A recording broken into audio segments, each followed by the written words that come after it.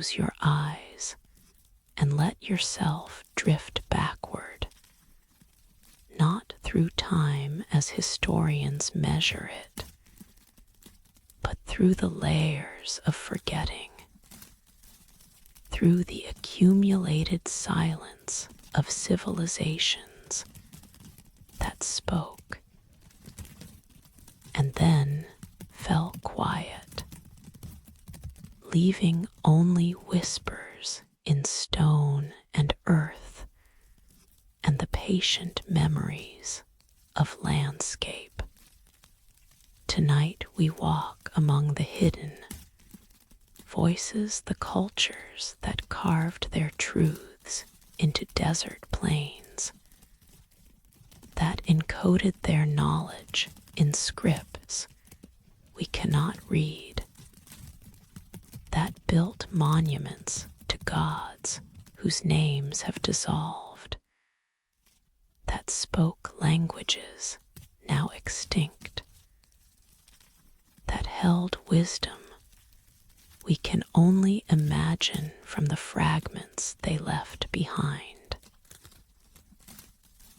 These are not the familiar empires of Rome or Egypt, not the well-documented dynasties whose stories fill textbooks.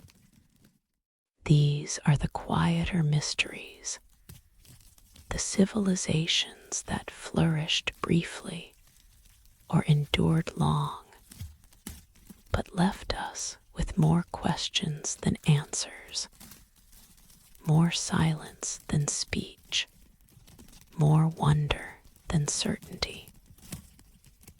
We will stand where the Nazca drew lines for gods who never came. We will turn the pages of manuscripts that refuse translation. We will walk among terracotta armies guarding empty thrones and stand before stone faces on the remotest island, witnessing devotion that outlasted the devotees. You will not need to remember dates or dynasties. Let the facts wash over you like water, like the gentle erosion that shapes stone over centuries. What matters tonight is the feeling of these places, the weight of their mysteries, the beauty of their silence, the way they remind us that human history is vast and mostly forgotten, that what we know is a fraction of what was, that entire civilizations can rise and fall, leaving barely a trace, except these enigmatic remnants that speak in languages we've lost the ability to hear. Each chapter is a threshold. Beyond it lies not conquest or glory, but something quieter. The puzzle of human longing, the artifacts of vanished genius, the landscapes where meaning was inscribed and then erased by time, leaving us to stand in the ruins and wonder what they were trying to say, what truths they held sacred enough to preserve in stone and clay, and the drawings that survive them. Let your breathing slow. The ancient world opens before you, not the world of kings and wars, but the world of ordinary mystery, of people who lived and died, leaving questions, leaving symbols we cannot quite decipher, leaving presences we can feel but not quite grasp.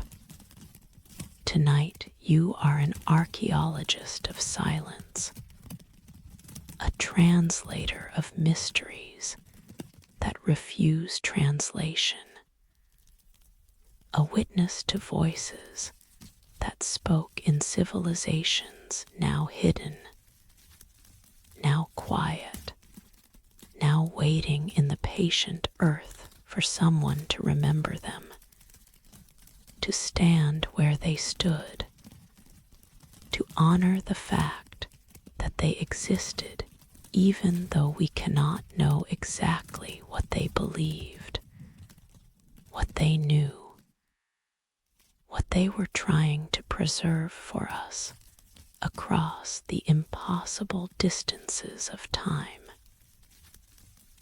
Settle into comfort. Let the day dissolve.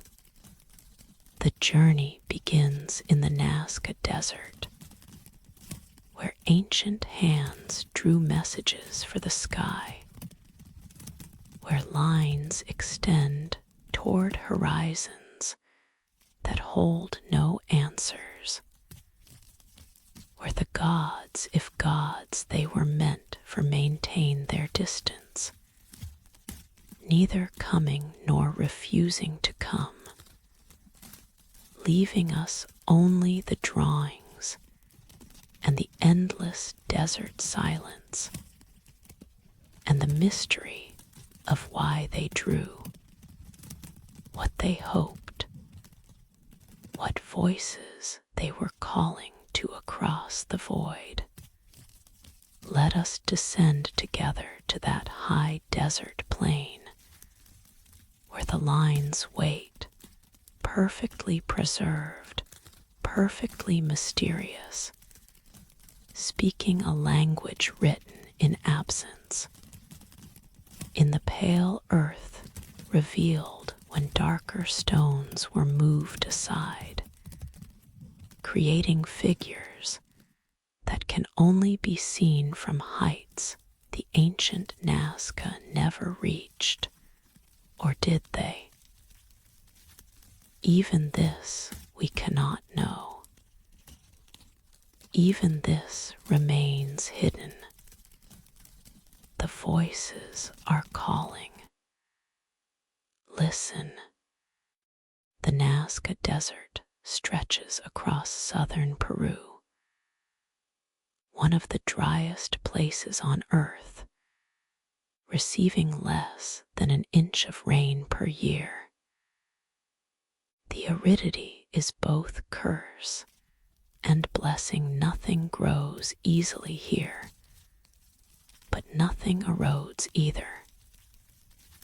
What is placed on this desert stays, preserved by the same harsh climate that makes human habitation nearly impossible.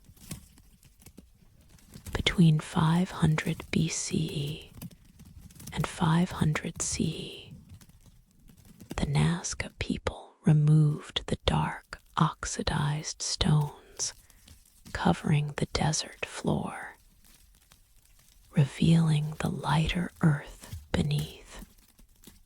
With this simple technique, subtraction rather than addition they drew. And what they drew was vast beyond comprehension.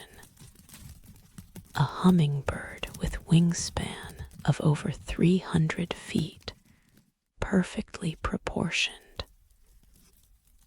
A spider, anatomically correct, large enough to be seen only from the air. A monkey with spiraling tail extending across the pampa. Geometric shapes, triangles, trapezoids, spirals stretching for miles in absolutely straight lines, converging at distant points fragments like roads to nowhere. Stand at ground level and you see nothing, just scattered stones, pale earth, the occasional dark rock. The figures are too large, their proportions too extended. You might walk across the monkey's tail without knowing you're standing on ancient art. Only from above, from the foothills, from aircraft, from perspectives, the Nazca supposedly never had do the drawings reveal themselves, assembling into coherent forms, into messages written at a scale that dwarfs human proportion. Who were they speaking to? The most obvious answer is the sky, the gods who dwell there, the celestial powers who control rain and harvest, and the survival of a people living in one of Earth's most unforgiving landscapes. The Nazca needed rain. Their civilization depended on aquifers, on underground water channels that could be tapped when surface water disappeared. Perhaps the lines were prayers made visible, offerings to sky gods, diagrams of constellations or water sources, maps of the underground rivers that sustained life. Some scholars suggest the lines were pathways, ritual roads walked in ceremony, the act of walking creating the prayer, the journey itself the offering. The straight lines could be processional routes, connecting sacred sites, creating a landscape of devotion where every journey was pilgrimage, where the desert itself became temple, its vastness the appropriate scale for addressing the infinite. Others propose astronomical calendar, the lines marking solstices and equinoxes, planetary movements, the complex cycles that regulate planting and harvest. Certain lines do align with celestial events, though not consistently enough to confirm this theory completely. The Nazca were sophisticated observers of sky. Their pottery shows astronomical knowledge. Their agricultural success required precise timing. Perhaps some lines tracked stars, while others served different purposes.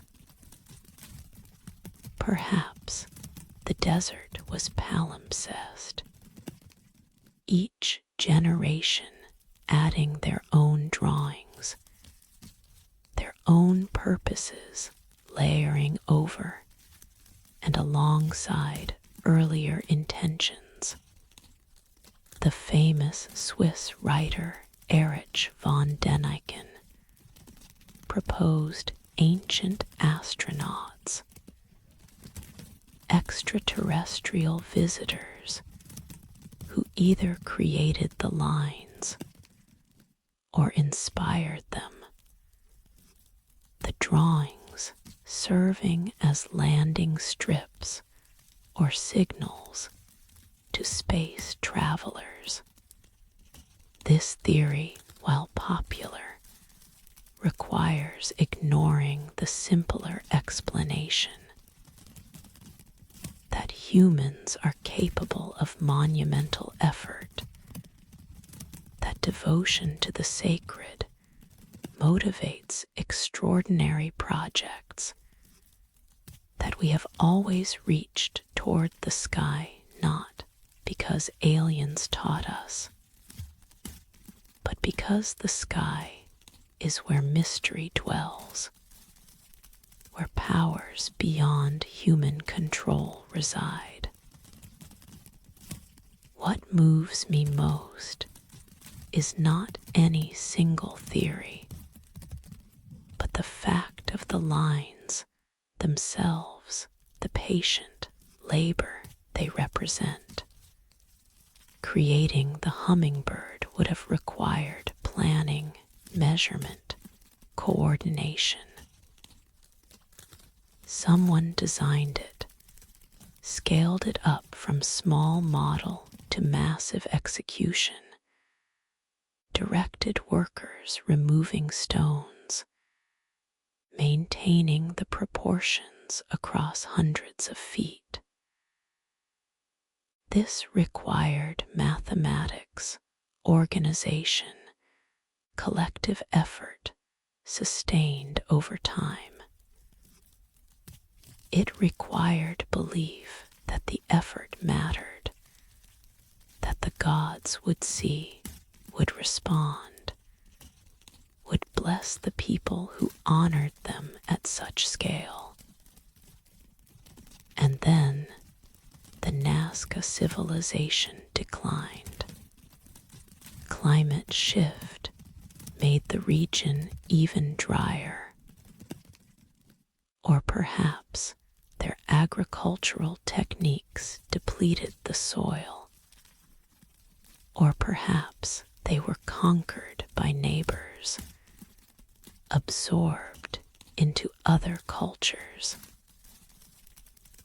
By 750 CE, the Nazca had dissolved, their pottery styles changing, their cultural identity merging into larger regional powers.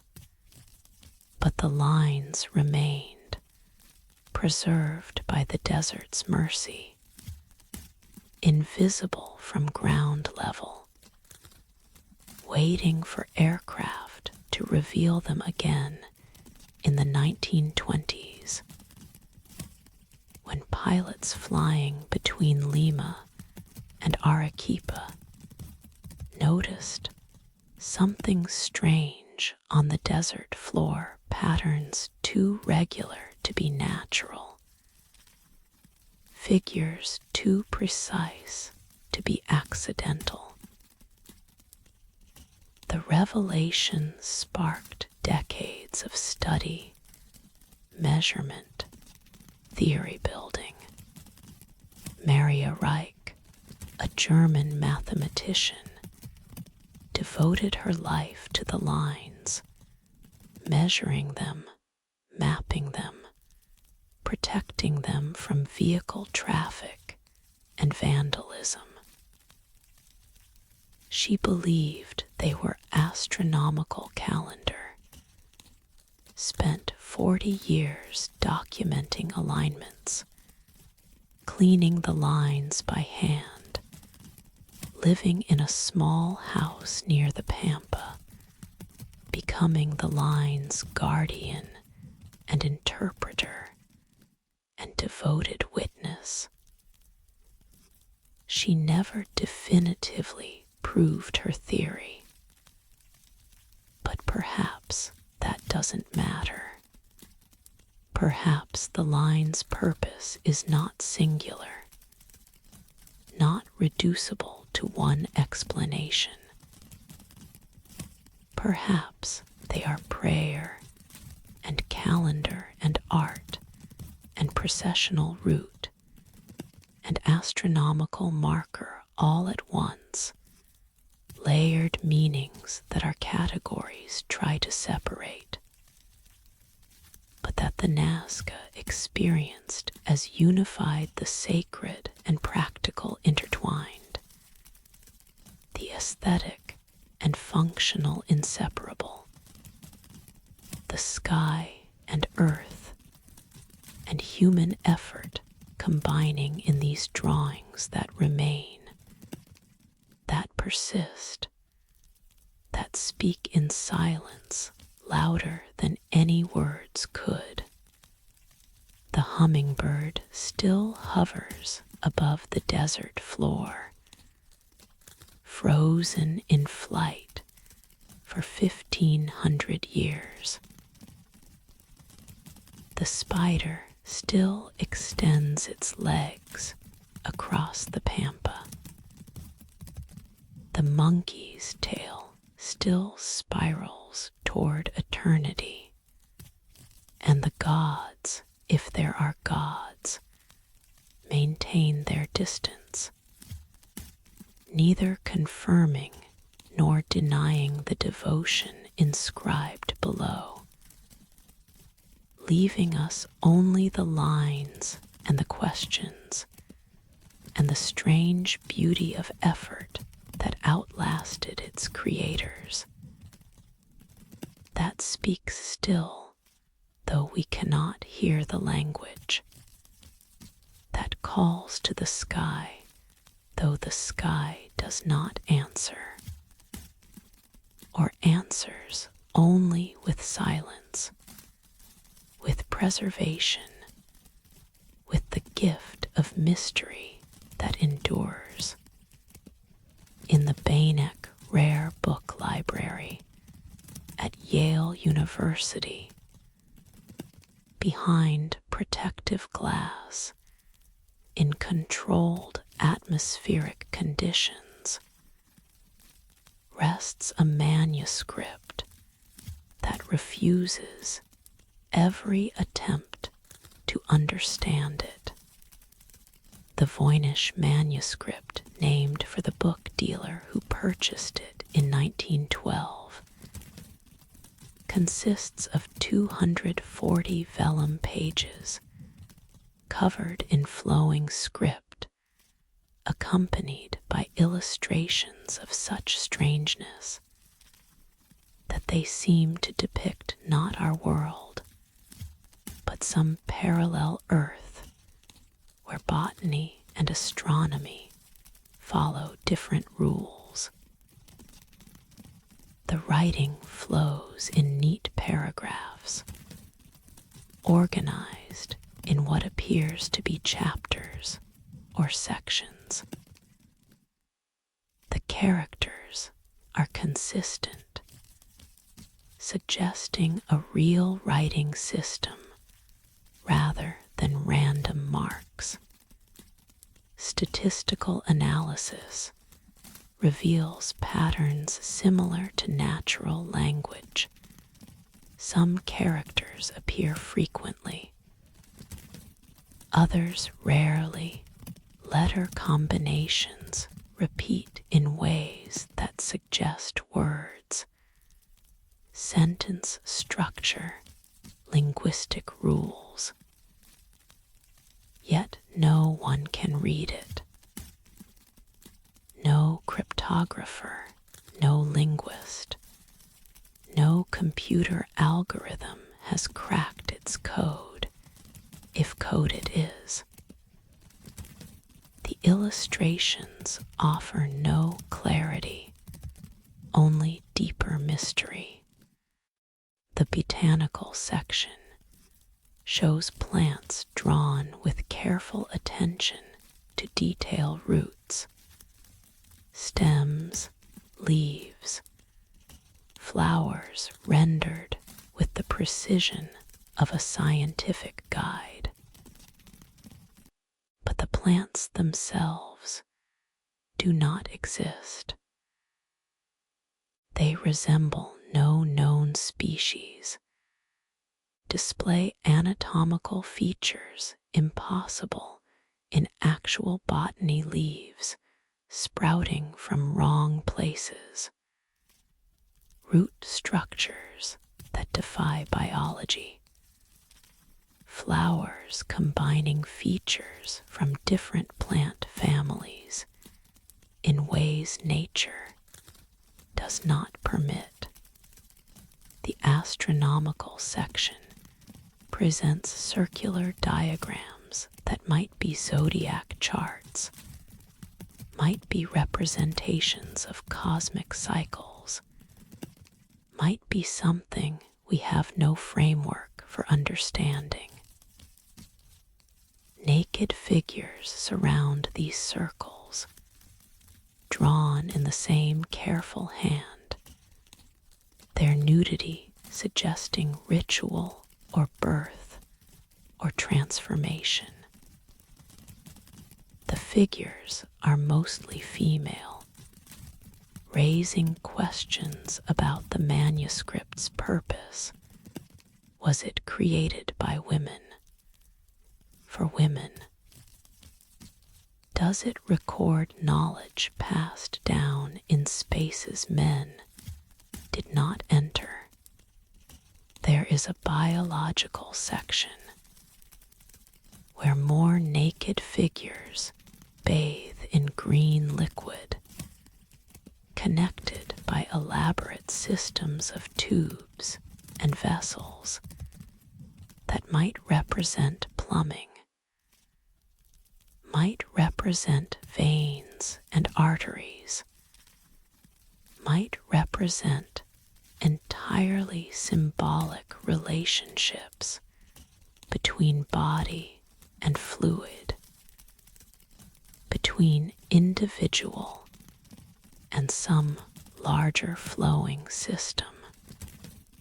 The women hold vessels, immerse themselves in pools, stand in configurations that suggest ceremony or medical treatment or initiation into mysteries the manuscript will not reveal.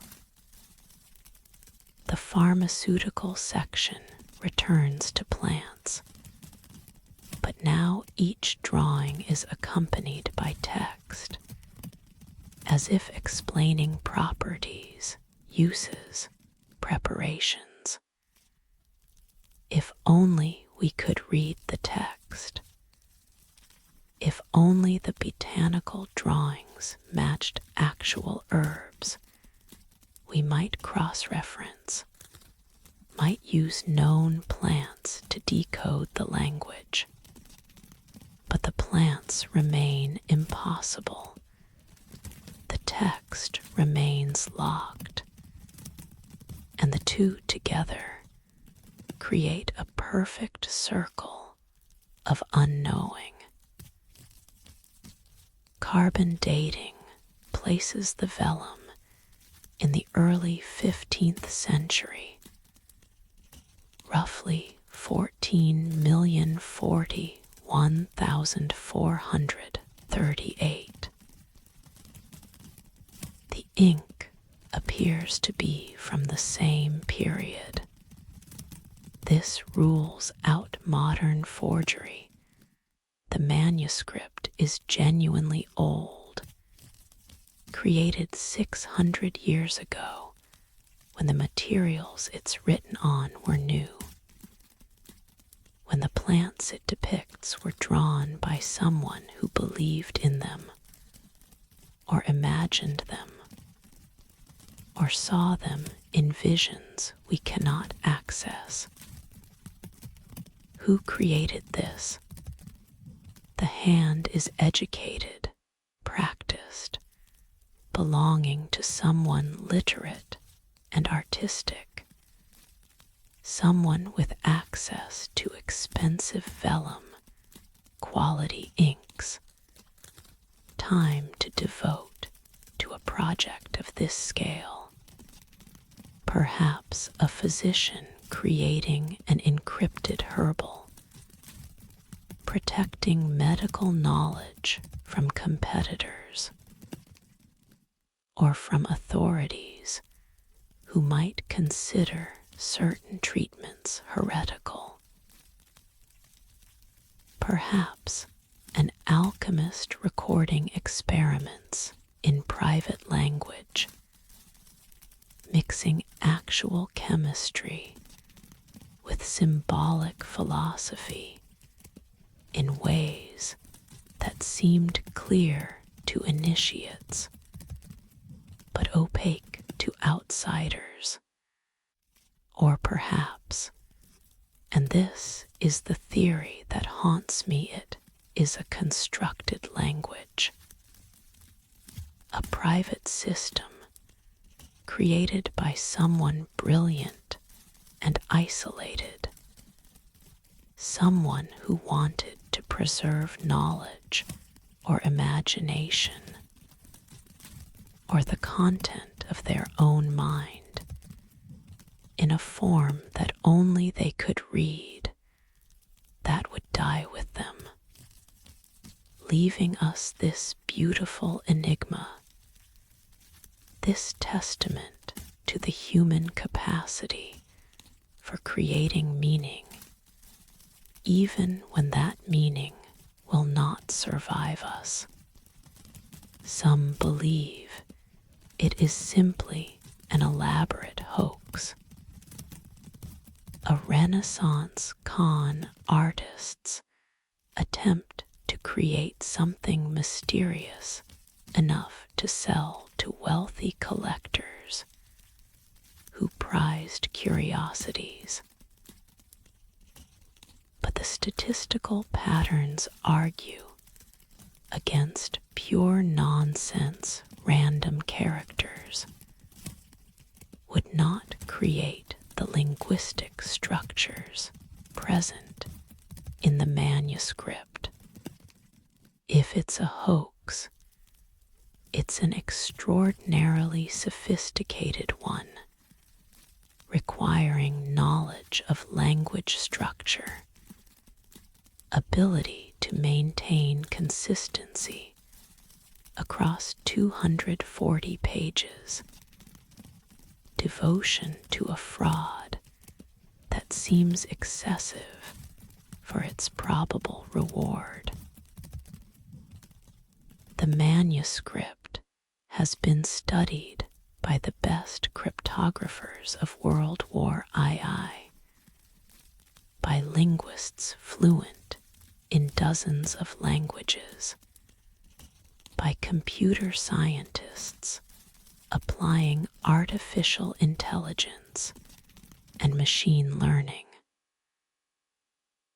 All have failed. The manuscript keeps its secrets with a silence that feels almost deliberate, almost willful, as if it knows we are trying to break it and simply waits, patient as the vellum it's written on, holding what it holds, refusing to yield.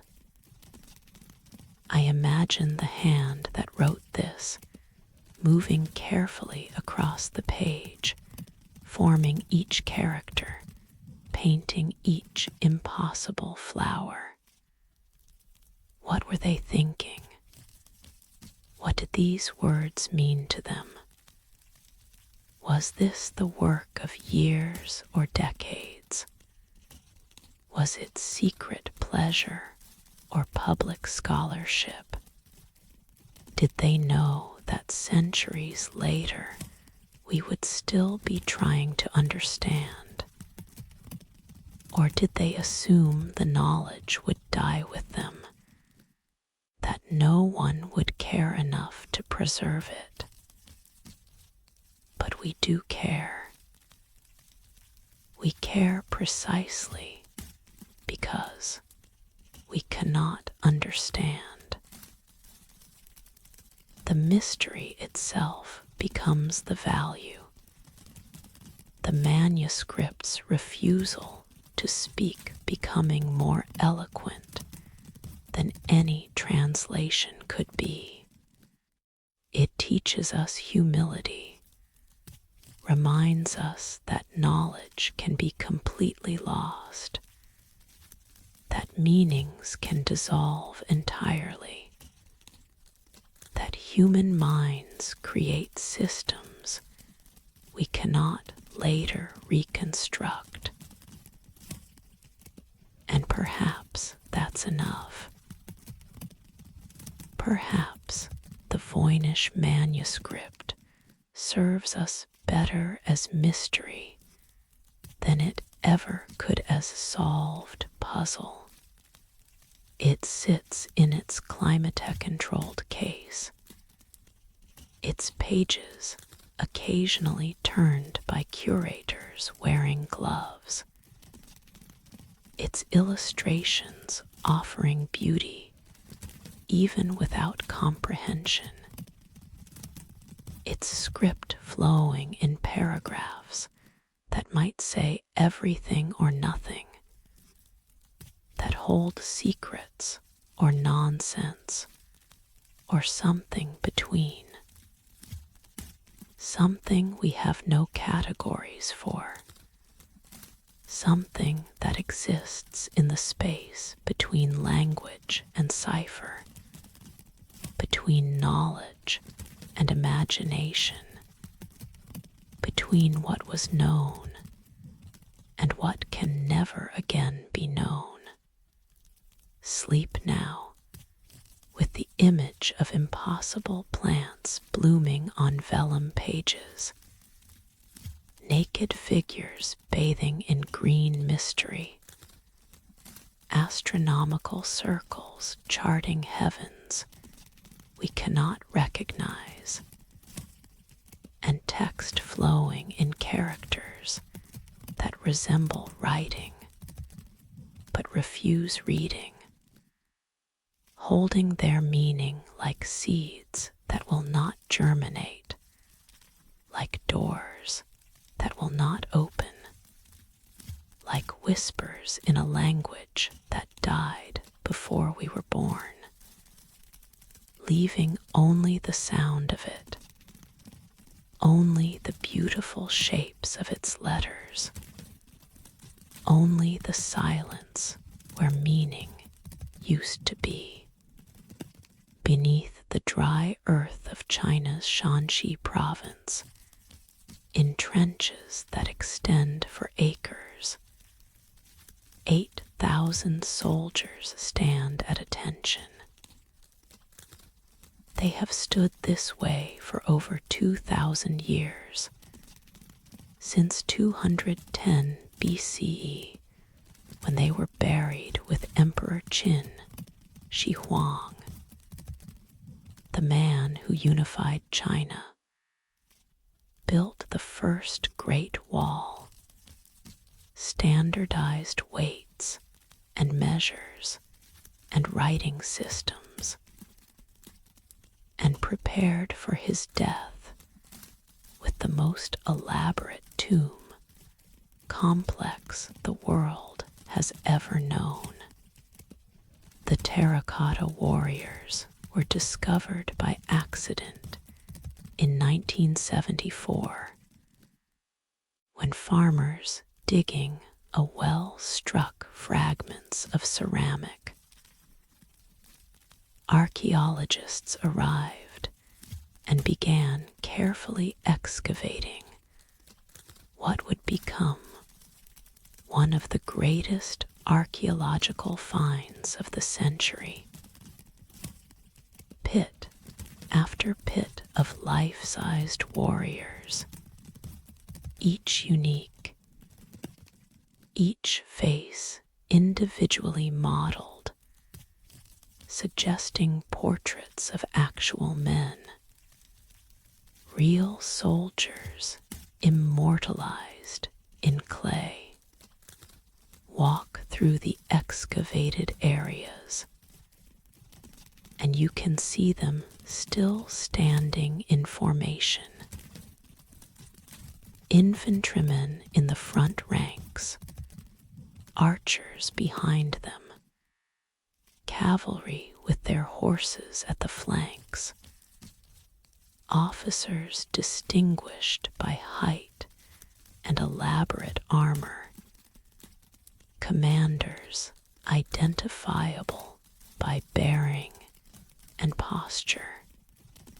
Each figure was once painted in bright colors, reds and greens and purples, but exposure to air caused the pigments to deteriorate within minutes of excavation, flaking away to leave the gray terracotta we see now, a muted version of what must have been a vivid array. The craftsmanship is extraordinary. The warriors wear detailed armor, each scale individually rendered, each rivet placed precisely. Their hair is styled in elaborate top knots. Their shoes show tread patterns.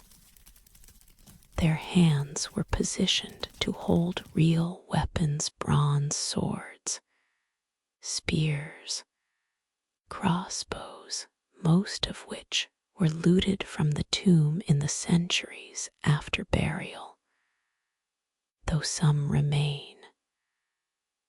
The bronze still sharp after 2 millennia underground. But the warriors are only the outer defense, the perimeter of a necropolis that extends far beyond what has been excavated. Ground penetrating radar and careful surveying reveal the full extent. A tomb complex covering nearly 40 square miles, with the emperor's burial chamber at the center, beneath a pyramid mound visible from miles away. The ancient historian Sima, writing a century after the emperor's death, described the tomb's interior. A ceiling representing the heavens with pearls for stars. A floor representing the earth with rivers and seas filled with mercury set in motion by mechanical devices. Crossbows rigged to fire automatically at intruders. Treasures beyond counting surrounding the emperor's jade-encased body. Modern tests confirm at least part of this description.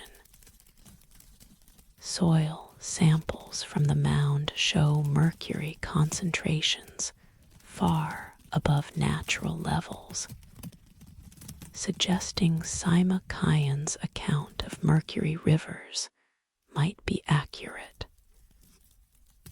But the tomb itself remains unexcavated, sealed, its secrets protected by conscious decision rather than inability to access. Why leave it closed? Partly fear of damage the technology to excavate without destroying may not yet exist, and patience is preferable to irreversible harm. Partly concern about mercury. If the ancient descriptions are accurate, opening the tomb could release toxic vapors, endangering archaeologists and potentially contaminating the entire site. but also reverence a sense that some things should remain undisturbed, that the emperor's rest, whether actual or symbolic, deserves respect. So we are left with the paradox.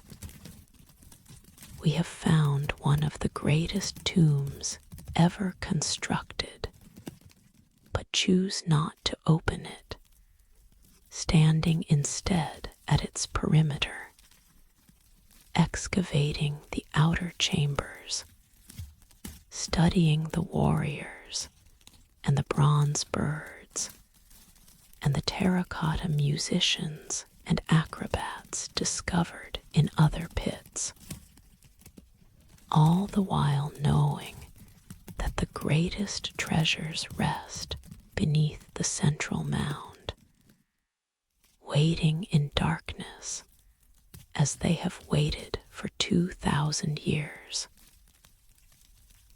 What did the ancient craftsmen think, molding these faces? Each warrior required individual attention. Mass production could create the bodies, the standard armor, but the faces demanded artistry. Did the sculptors work from life, asking soldiers to sit for portraits? Did they invent faces from imagination? Were the warriors volunteers, honored to be immortalized? Or were these death masks of men sacrificed for the tomb? We know that workers who knew the tomb's secrets were sealed inside when construction finished, killed to prevent them from revealing the location of treasures or the mechanisms of traps. This brutal pragmatism was standard, for royal tombs' knowledge was dangerous. Silence was permanent. How many died building this monument? How many knew they were creating their own graves? The emperor himself was reportedly terrified of death, despite, or perhaps because of his absolute power. He sent expeditions to find the islands of the immortals, seeking potions of eternal life. He consumed mercury thinking it would preserve him, possibly accelerating his death through slow poisoning. He built this tomb complex as insurance if immortality was impossible.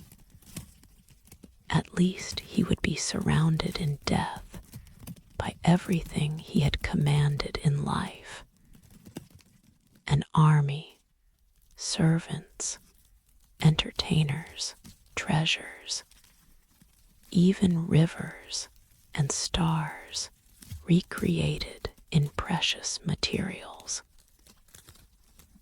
But armies of clay cannot fight. Servants of terracotta cannot serve. The emperor sleeps alone, if he sleeps at all, surrounded by simulacra, by representations of life rather than life itself. The tomb becomes a museum of his power, preserved but useless, a monument to the inability of wealth to purchase what matters most: continuance, presence, the simple fact of existing. The warriors stand unaging, unchanging except for the slow deterioration of paint and ceramic. They require no food, no pay, no motivation.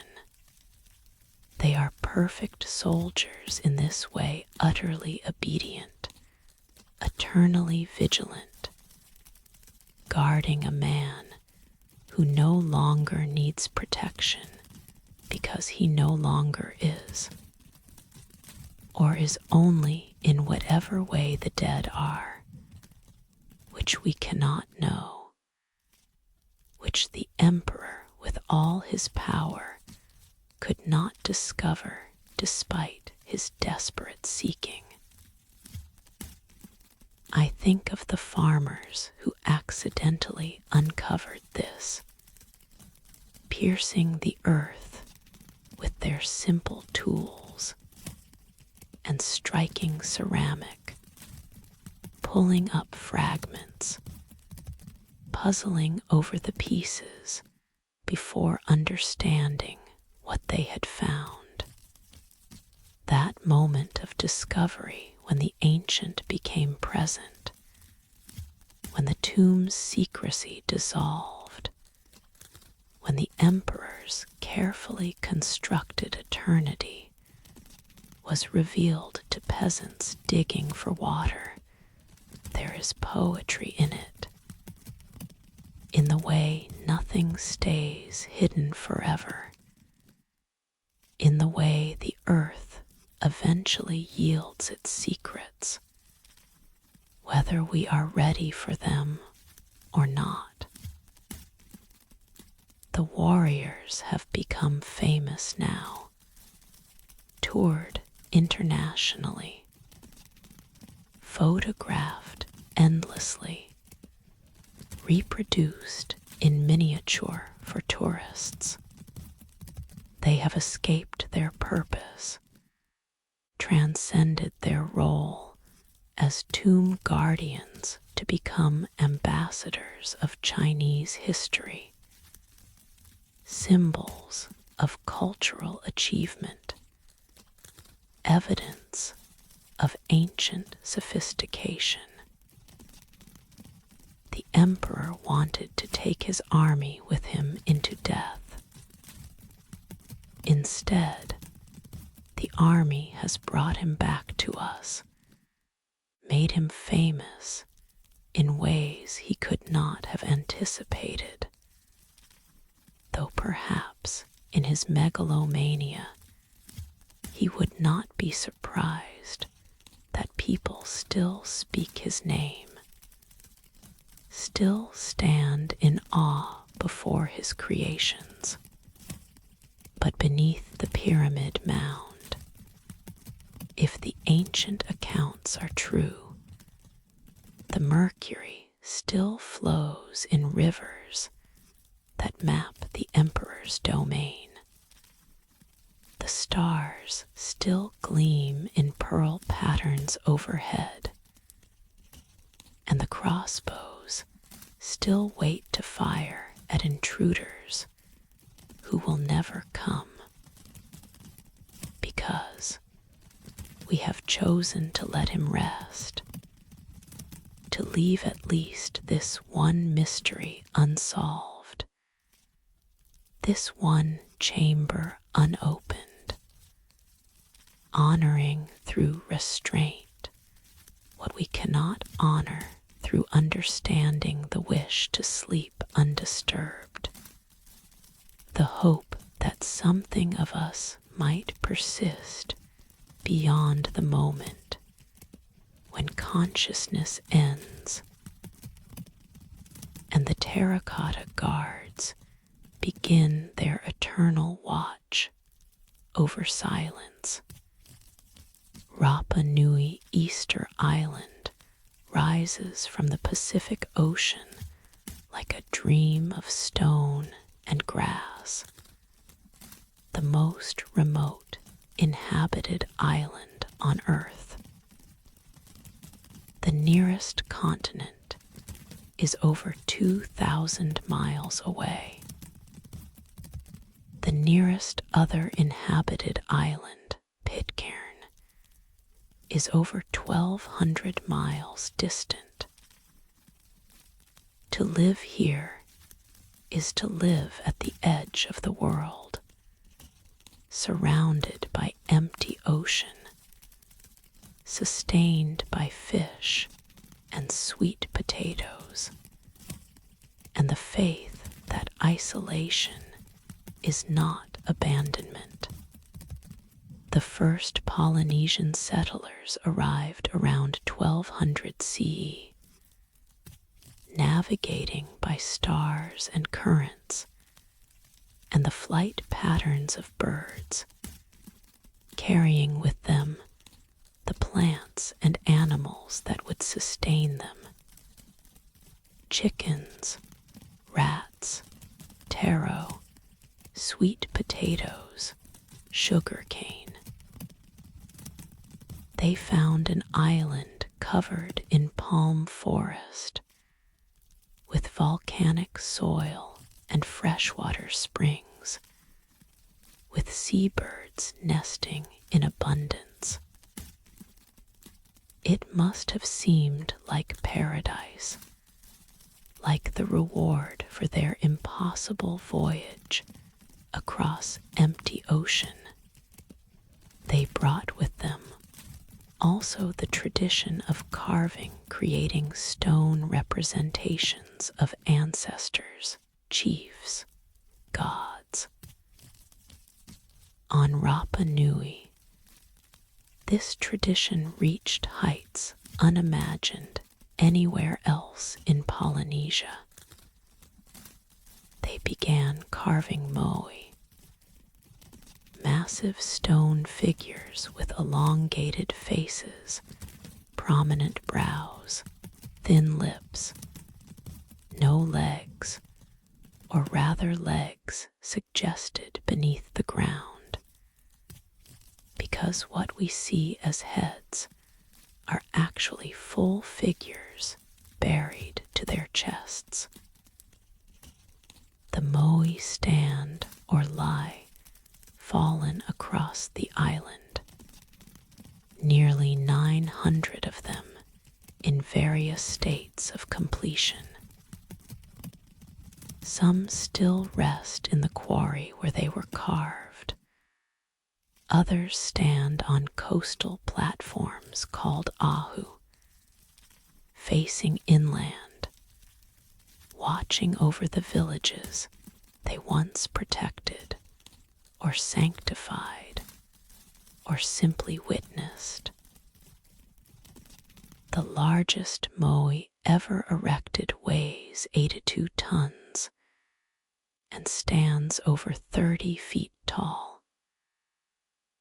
Another, never completed, rests in the quarry at nearly 70 feet had it been finished and erected. It would have weighed approximately 200 tons. How did they move them? This question has obsessed researchers for decades. The island has no large trees suitable for rollers, no animals strong enough to pull such weights. Early theories proposed wooden sledges, massive labor gangs dragging the statues horizontally. But the energy required seems impossible for a population that never exceeded 15,000. Recent experiments suggest a more elegant solution. The moai walked, using only ropes attached to the statue's head and body. A small team could rock the statue forward, moving it upright in a motion similar to moving a refrigerator, tilting it side to side, advancing it step by step. Computer modeling confirms this could work. and it explains certain features of the moai. The slanted base that facilitates rocking, the D-shaped cross-section that provides stability, even the large heads that serve as counterweights. Imagine it, the moai walking across the island, swaying side to side, guided by chants and rope pullers, taking days or weeks to move from quarry to platform. The whole community invested in transporting these stone ancestors to their final positions. It transforms our understanding from brute force to elegant engineering, from massive labor to sophisticated technique. But why? Why invest such effort? The moai required specialist carvers, engineers to plan transport, communities to provide food for the workers, ceremonies to sanctify each stage. In a society with limited resources, this represented enormous investment. The usual answer is religion, ancestor worship, the need to honor the dead and seek their protection. But Rapa Nui's moai represent something more competitive prestige. Clans vying to create larger, more elaborate statues, each generation trying to surpass the last. This competition may have driven the island's ecological collapse. Creating moai required wood for levers, for ropes, for rollers if they used them, for the fires to cremate the dead who were honored with statue construction. Moving moai required wood for scaffolding, for tools, for the infrastructure of ceremony. And the population was growing, requiring cleared land for agriculture, wood for houses and canoes and cooking fires. The palm forests disappeared. Pollen cores from the island's lakes tell the story. Abundant palm pollen in early layers, declining through the centuries, disappearing entirely by 1650. With the trees went the birds that nested in them, the material for ocean-going canoes, the protection from soil erosion. The island became wind-swept grassland, unable to support the population it once sustained. The society collapsed. Moai construction ceased, the last statues abandoned half-carved in the quarry.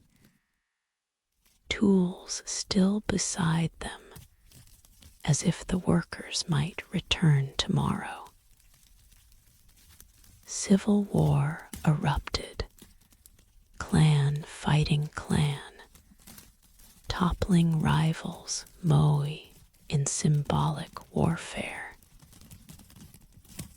Cannibalism appeared in the archaeological record, desperate response to protein shortage when fishing declined and chickens could not feed everyone. By the time Europeans arrived in 1722, the population had crashed to perhaps 2,000, living in poverty among the ruins of their ancestors' ambitions. The Dutch captain who discovered the island on Easter Sunday, giving it its European name, reported finding primitive savages living without trees, without large canoes, their giant statues inexplicable given their apparent technological poverty. But the poverty was consequence, not cause. The people who greeted Europeans were descendants of sophisticated navigators, skilled engineers, artists who created some of the world's most enigmatic monuments. They had simply run out of resources, pushed their island beyond its carrying capacity in pursuit of sacred prestige, learned too late that trees do not regrow as fast as they can be cut, that soil washes away without root systems to hold it, that isolation is unforgiving of ecological mistakes. The Moai stand as warning and testament. They demonstrate human capability, our genius for engineering, our devotion to the sacred, our ability to organize collective effort toward goals that transcend immediate survival.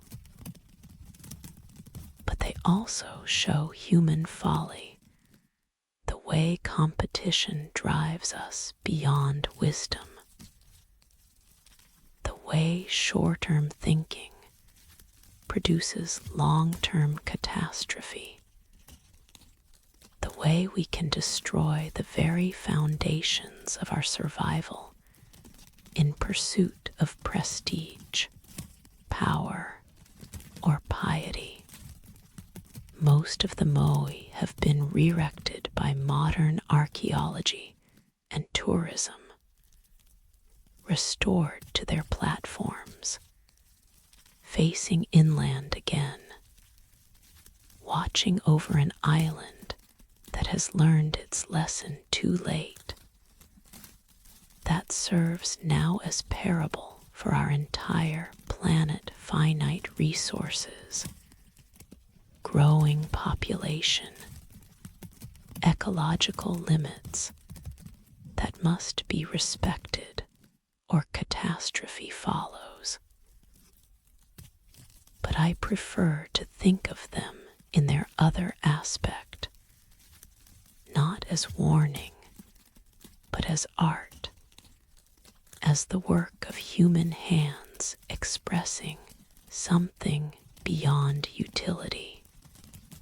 The Moai are beautiful in their severe way, their faces stern, but not unkind, their presence commanding respect without menace.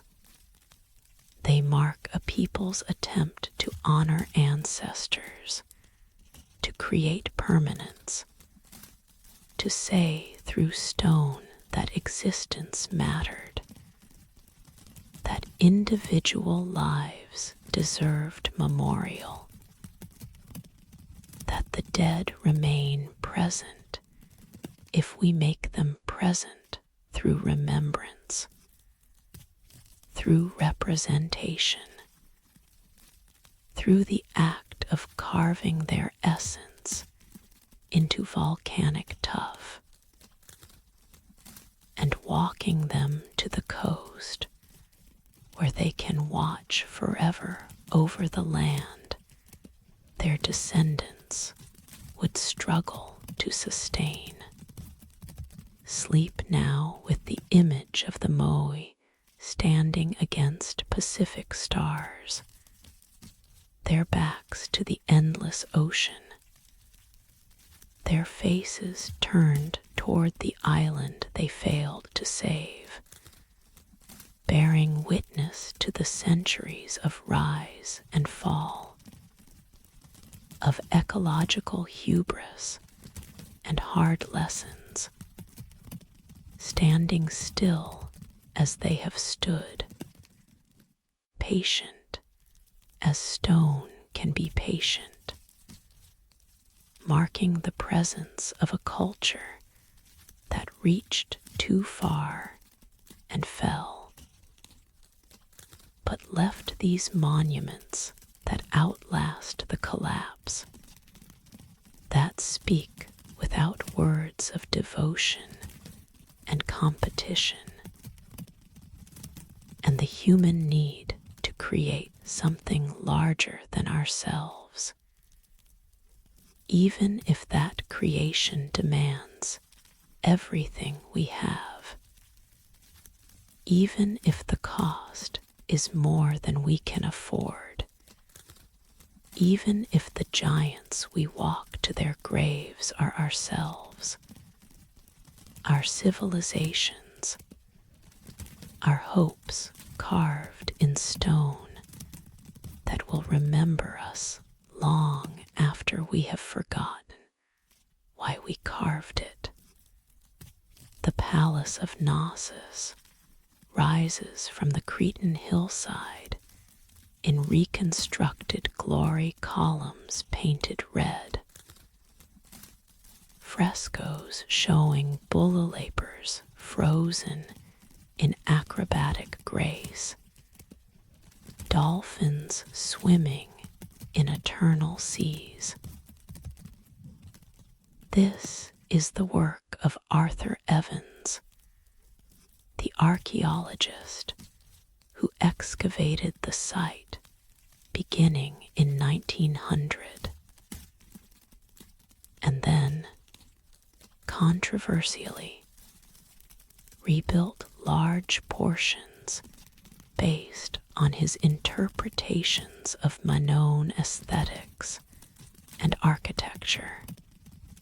But beneath the controversial reconstructions, the ancient palace spreads in a labyrinth of rooms and corridors, storage chambers and ceremonial spaces, workshops and apartments for the ruling elite.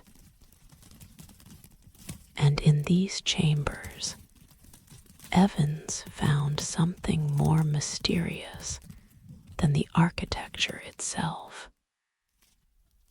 Clay tablets inscribed with two distinct scripts, neither resembling any known writing system. The first script, which Evans called Linear A, appears on tablets from approximately 1800 to 1450 BCE.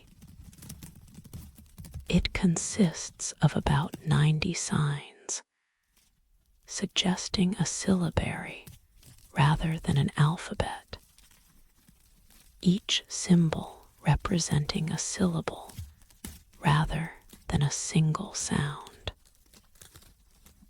The tablets are administrative records, inventories of goods, tallies of resources. We know this because we can recognize the numeral system, can see lists being compiled, quantities being recorded. But the language itself remains locked, resistant to every attempt at translation. Linear B, found on later tablets from Mycenaean contexts, was deciphered in 1952 by Michael Ventris. It turned out to be Early Greek, written in a syllabic script adapted from Linear A, but recording a language we understand. The tablets are disappointingly mundane.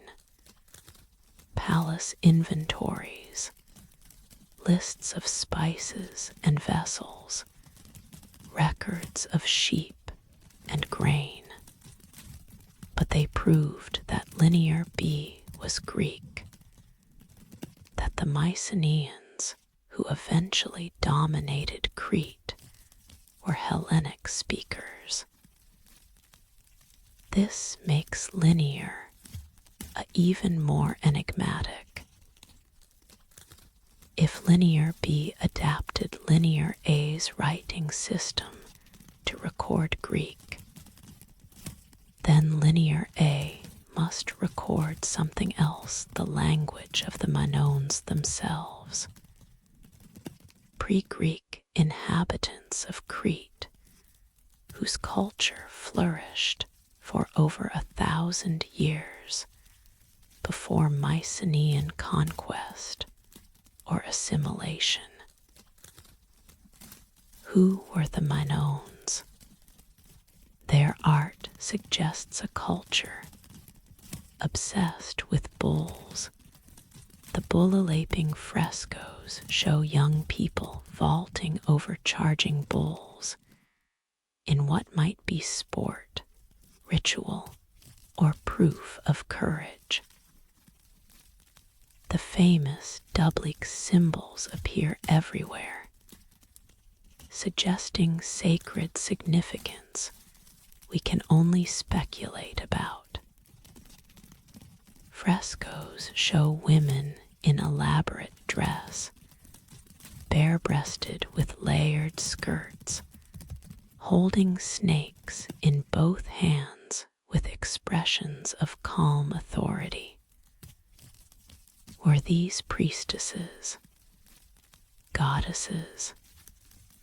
The Minoans left no temples on the Egyptian or Mesopotamian scale, but they had sacred caves, mountain sanctuaries, small shrines in palaces and houses. Their religion seems to have centered on female deities or powerful priestesses, on natural sacred spaces rather than monumental architecture, on mysteries we can glimpse through art, but cannot penetrate through understanding. The tablets would tell us more if only we could read them. Some scholars have attempted statistical analysis, comparing Linear A's structure to known language families. Others search for cognates, words that might be borrowed into Greek or other Mediterranean languages, offering clues to pronunciation and meaning. Still others simply catalog and photograph, building databases in hope that future breakthroughs might succeed where current methods fail. The frustration is acute because we know these are real texts recording actual information. They are not decorative, not symbolic art. They are bureaucratic documents, practical records records of resources and transactions. The Minoans were not deliberately obscuring meaning. They were simply keeping track of palace goods in their own language, never imagining that language would die so completely that even these mundane lists would become impenetrable mysteries. What happened to the Minoans? Around 1450 BC, many of their palaces were destroyed, some by the massive volcanic eruption of Thera, modern Santorini, some by subsequent earthquakes, or possibly by Mycenaean invasion. The civilization did not vanish overnight, but it transformed, was absorbed into Mycenaean culture, lost its distinct identity. The language stopped being written, stopped being spoken, dissolved into the Greek that replaced it. By the time classical Greece flourished, the Minoans were already myth Theseus, and the Minotaur, Daedalus, and Icarus, stories set in Crete, but distorted beyond historical recognition. Myths that preserved fragments of memory while obscuring actual history. The labyrinth became symbol rather than architectural feature. The bull became monster rather than sacred animal. The truth of Minoan civilization disappeared beneath layers of Greek storytelling. Yet the tablets remain, over 1,000 of them catalogued, each carrying a few lines of linger, a script, each holding words that once meant something to someone, orders given and received, quantities counted, resources allocated. The administrative machinery of an ancient state, preserved in clay, but rendered mute by the complete loss of the language it recorded. I think about the scribe who pressed these symbols into soft clay, who then baked the tablet to preserve the record. Did they imagine we would find it, try to read it, fail utterly to understand? Did they think their language would endure, that Minoan civilization would continue, that these administrative records would simply join the archives of an ongoing culture, rather than becoming archaeological enigmas? The palace stores contained vast quantities of goods oil in massive pith, grain in storage rooms, precious objects in secure chambers. Linear tablets tracked all this, maintained the accounting necessary for managing a complex economy. But the abundance did not last. The palace economies collapsed or were conquered, and the tablets that recorded prosperity became memorials to loss, to the fragility of civilization, to the way languages can die so completely that even texts we can physically hold remain forever silent. In Herakleon's archaeological museum, the tablets sit in cases, their symbols clear but meaningless, their clay surfaces still bearing the marks of fingers that pressed them 3,500 years ago. Each tablet is a voice we cannot hear, a message we cannot receive, evidence of minds organizing their world through writing, but leaving us locked outside their thoughts, able to see the symbols, but not to grasp the meanings, able to know they spoke, but not to understand what they said. Perhaps someday breakthrough will come a bilingual inscription like the Rosetta Stone, a scholar's sudden insight, a computer algorithm that finds patterns invisible to human analysis. Or perhaps linear A will remain forever enigmatic, forever demonstrating that knowledge can be completely lost, that languages die, that what was once obvious and ordinary can become impossible mystery when the last person who understands it passes away without passing on the knowledge.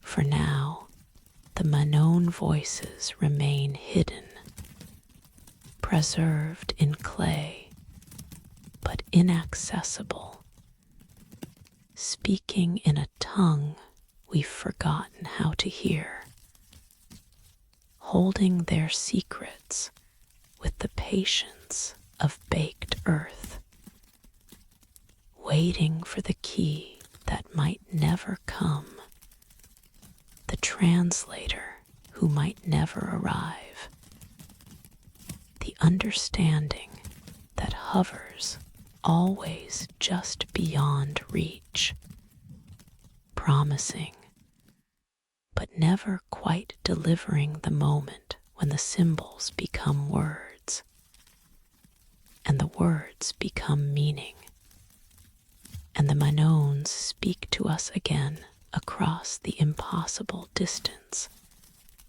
that separates their vanished world from our persistent curiosity about what they knew, who they were, what truths they held important enough to record in clay that would outlast their civilization, their language, everything except the enigmatic script itself, beautiful and useless, present and absent, saying everything and nothing, holding silence in the shape of words we cannot read. In the Iraq Museum's collection, scattered now, looted during the chaos of 2003, some pieces recovered, some lost forever, there was a simple object that troubled every assumption about ancient technological capacity. It was a clay jar, roughly 6 inches tall, containing a copper cylinder and an iron rod. Unremarkable easily overlooked among the grander artifacts of Mesopotamian civilization. But when filled with acidic liquid vinegar, wine, citrus juice, it produces electric current. Not much, perhaps 2 volts, but measurable, real electricity generated by a device created 2,000 years ago, in a time we thought knew nothing of electrical phenomena, in a culture we assumed was pre-scientific. The Baghdad Battery, as it came to be called, was discovered in 1936 among a collection of Parthian artifacts dating to approximately 200 BCE. Wilhelm Koenig, the German archaeologist who first recognized its potential function, proposed it was used for electroplating, using electric current to deposit a thin layer of gold onto silver or copper objects, creating gilded surfaces that appeared solid gold. Experiments confirmed this was possible. A replica Baghdad battery filled with grape juice produced enough current to electroplate a small object. The ancient jewelers might have created dozens of these cells, connecting them in series to increase voltage, using them in workshops to produce luxury goods for elite patrons who never knew the method behind the magic, who simply marveled that base metal could be transformed to golden gleaming. But why would they invent this? Not through understanding of electricity as a force of nature, certainly. They had no concept of electrons, no theory of charge and current, no scientific framework that would predict batteries were possible. Instead, they would have discovered it accidentally, empirically, some combination of materials producing a tingling sensation, a visible spark, effects that could be utilized without being understood.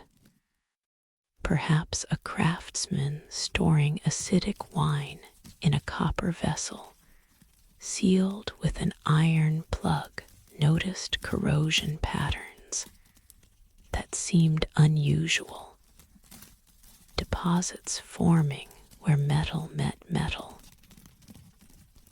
Perhaps someone spilled wine on dissimilar metals and felt the mild shock when touching both simultaneously.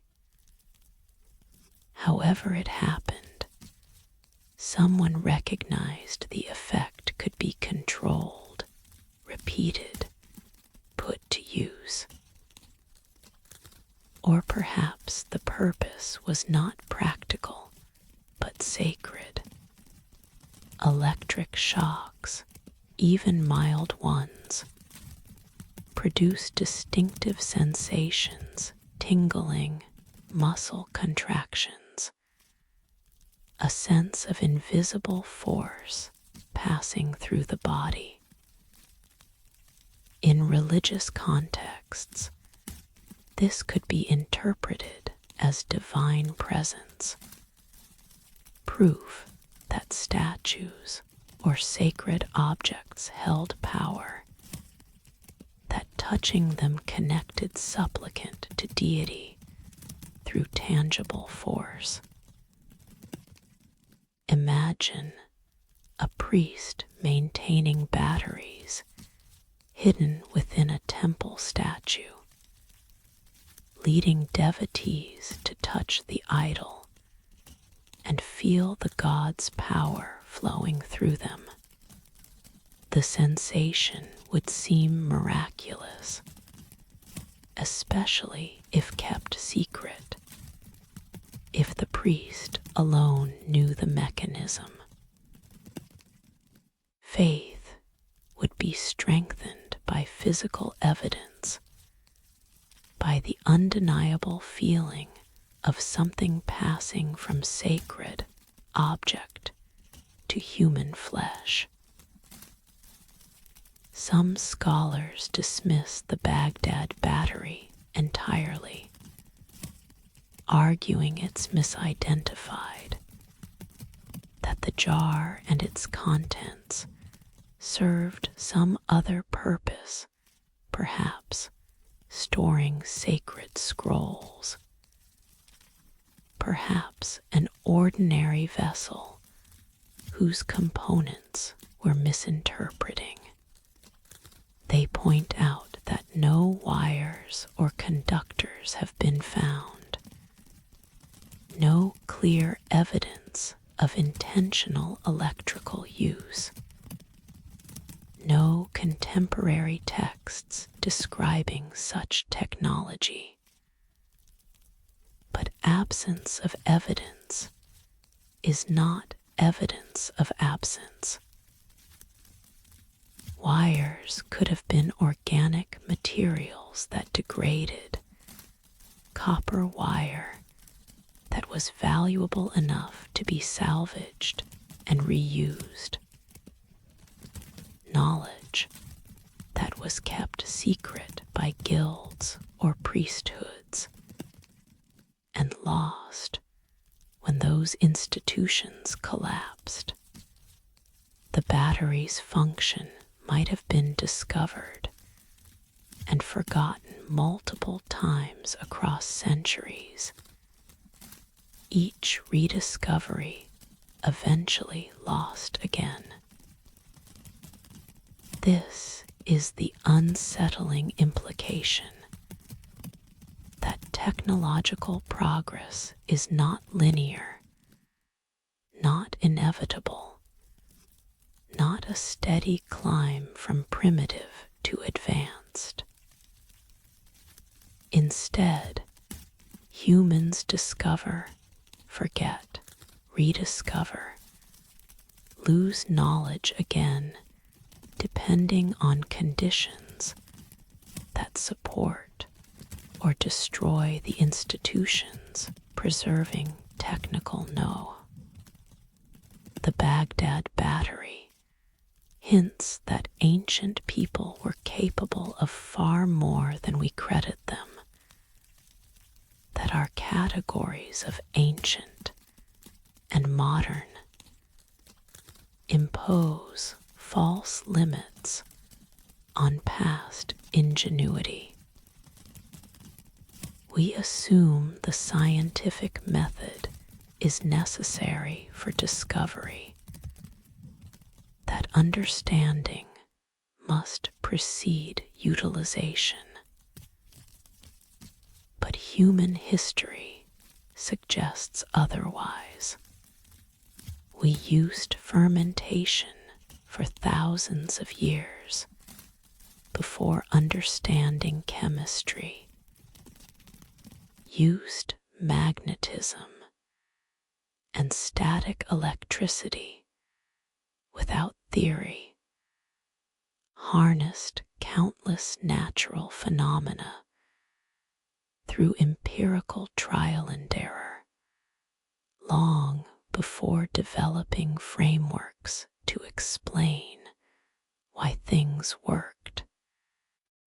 Baghdad battery fits this pattern, a functional device created by artisans who knew it worked without knowing why, who cared about results rather than theory, who would have no reason to write treatises about their techniques, because those techniques were trade secrets, competitive advantages, mysteries kept within families or guilds, and lost when those groups dissolved, sitting with the battery, or rather, sitting with images of it, since the original's location is uncertain.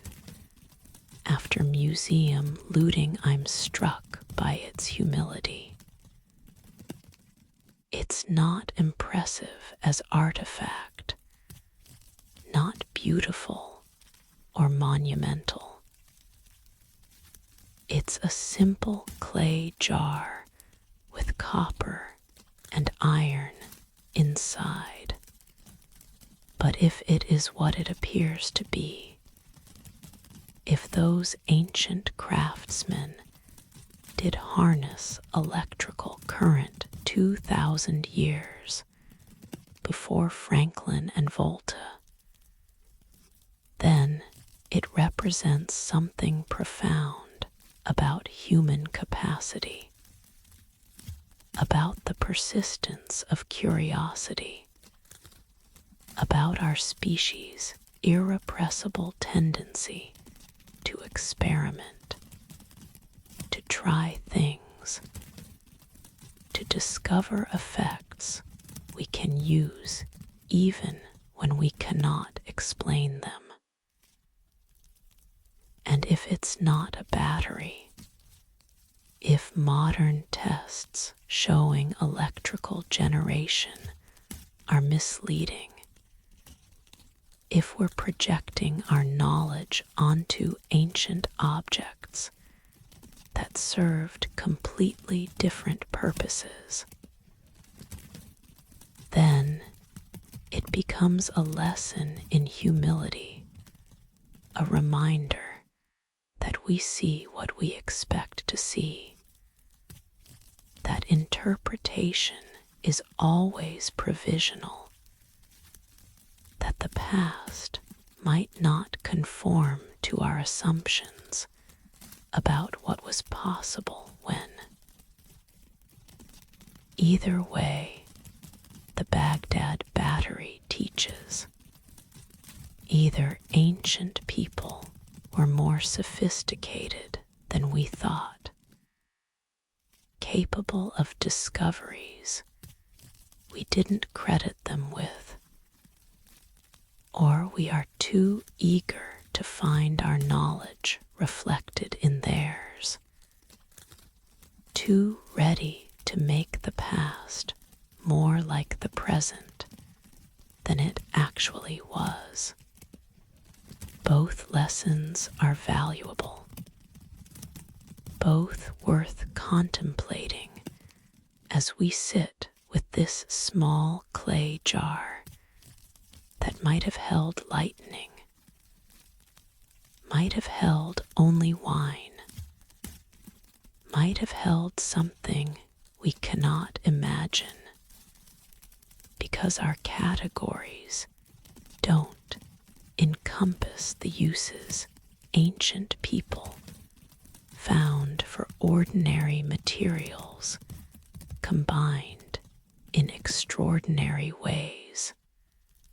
Sleep now with the image of copper and iron in clay, with the possibility of current flowing between metals separated by acidic liquid, with the tingle of electricity, or divine presence, or both, or neither, with the knowledge that mystery persists even in simple objects, that we can hold the past in our hands and still not understand it, that explanations satisfy but do not eliminate uncertainty, that the jar keeps its secrets, whether those secrets are lightning or wine, or simply the empty space where our knowledge ends and imagination begins. Mount Parnassus rises above the Gulf of Corinth, its slopes covered in olive groves and cypress, its summit touching clouds that sweep in from the sea. On these slopes, where eagles supposedly met to mark Earth's center, the ancient Greeks built Delphi's sanctuary of Apollo, home to the most famous oracle in the classical world. For over 1,000 years, from the 8th century BCE until the temple's closure by Christian emperors in 394 CE, pilgrims climbed the sacred way to consult the Pythia, the priestess who spoke Apollo's prophecies. They came from across the Mediterranean kings seeking guidance on war, colonies on which lands to settle, individuals asking about marriage, business, whether the gods would bless their ventures. The consultation followed ritual patterns. Supplicants first purified themselves at the Castalian spring, water flowing from the mountain's rock face. They offered sacrifices, paid fees according to their means, then waited while the Pythia prepared herself through fasting, bathing in another sacred spring, chewing laurel leaves that were Apollo's symbol.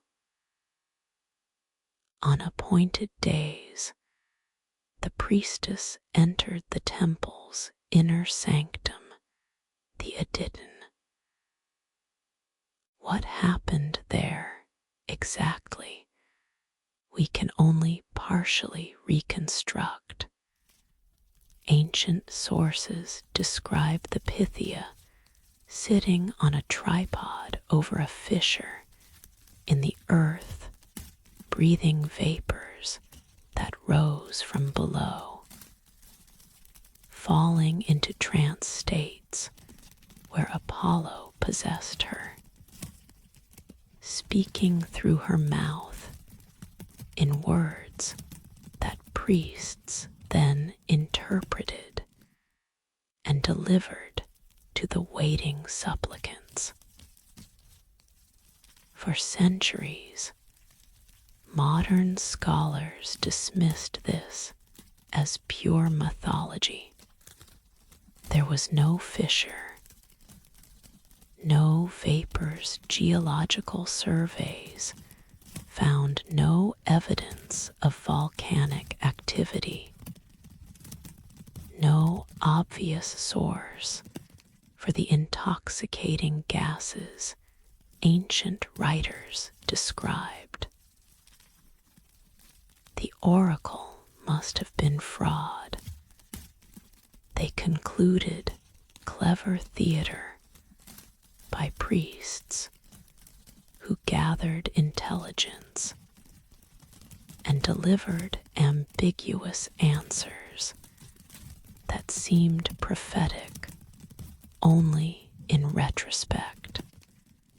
But in the 1990s, new geological studies revealed fault lines running directly beneath the temple ruins, intersecting in ways that could create channels for gas to reach the surface.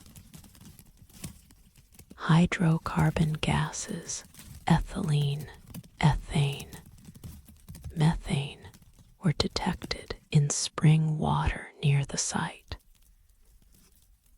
These gases, when inhaled, produce effects matching ancient descriptions: euphoria, dissociation, the feeling of being outside one's normal consciousness, speaking without volition, as if someone else controlled the tongue.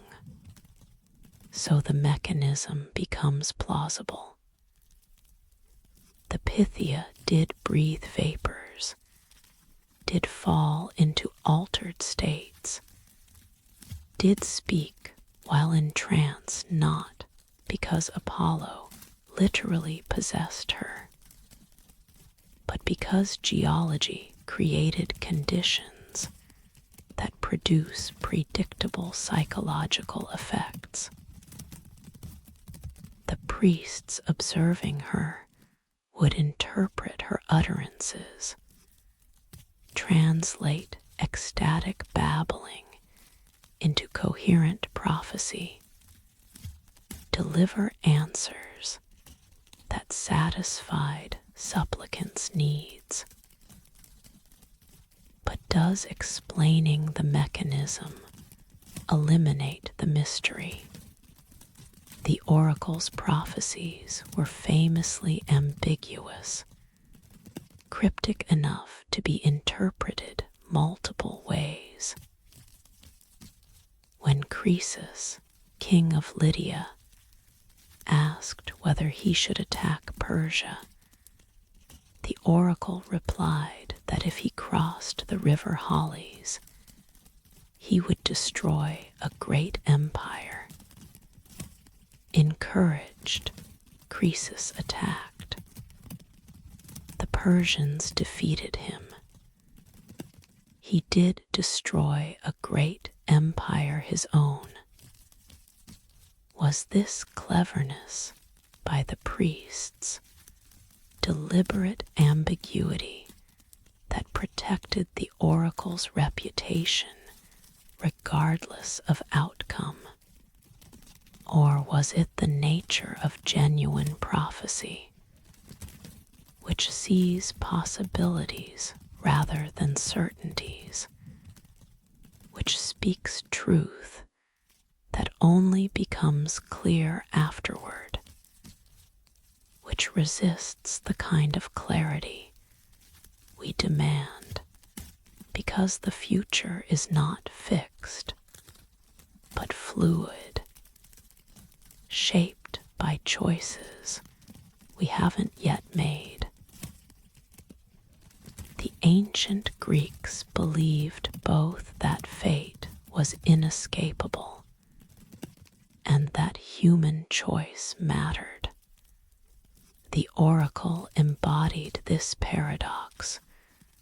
Her pronouncements seemed to predict inevitable outcomes, yet left room for interpretation, for free will, for the sense that we navigate between what must be and what might be, that knowledge of the future changes the future, that prophecy and choice are entangled rather than separate. Walking through Delphi today, climbing the sacred way past the treasuries built by city-states to display their wealth and piety, standing before the ruins of Apollo's temple, looking across the valley where olives still grow as they grew when pilgrims first came seeking wisdom. You can feel the place's power. It's not mysterious in an obvious way. No vapors rise visibly. No voices speak from the stones. But the landscape commands attention. The natural amphitheater of mountains and valley creating space that feels set apart, liminal, threshold between ordinary and sacred. The omphalos stone, or rather a copy, the original long since lost or stolen, marks the spot Greeks believed was Earth's center, the navel of the world. From here, prophecy radiated outward, influencing decisions that shaped history, that drove colonization and war, that determined individual fates and collective futures. Modern pilgrims still come, now as tourists rather than supplicants, taking photographs instead of offering sacrifice. But some still ask questions of the silence, still seek guidance from whatever remains when the oracle has fallen quiet, when the priestess no longer sits in trance, when the vapors, if they still rise, find no one to breathe them and speak what they inspire. What would she say, the Pythia, if she still spoke? Would her prophecies address our concerns, climate change, political instability, technological transformation? The future we're creating through choices we make without knowing their full consequences.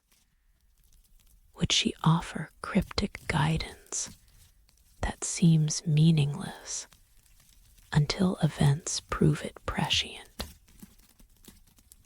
Or would she confirm what we already suspect, that the future is not fixed?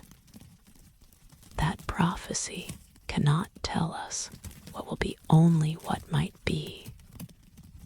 That wisdom lies not in knowing outcomes, but in choosing well despite uncertainty. The oracle's greatest teaching might be her absence. Where prophecy once flowed, now only ruins remain. Where divine truth was spoken, now only tour guides lecture.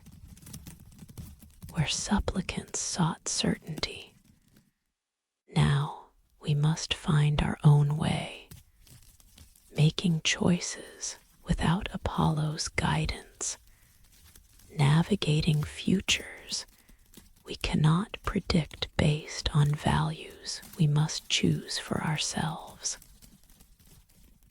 But in the silence, perhaps something persists.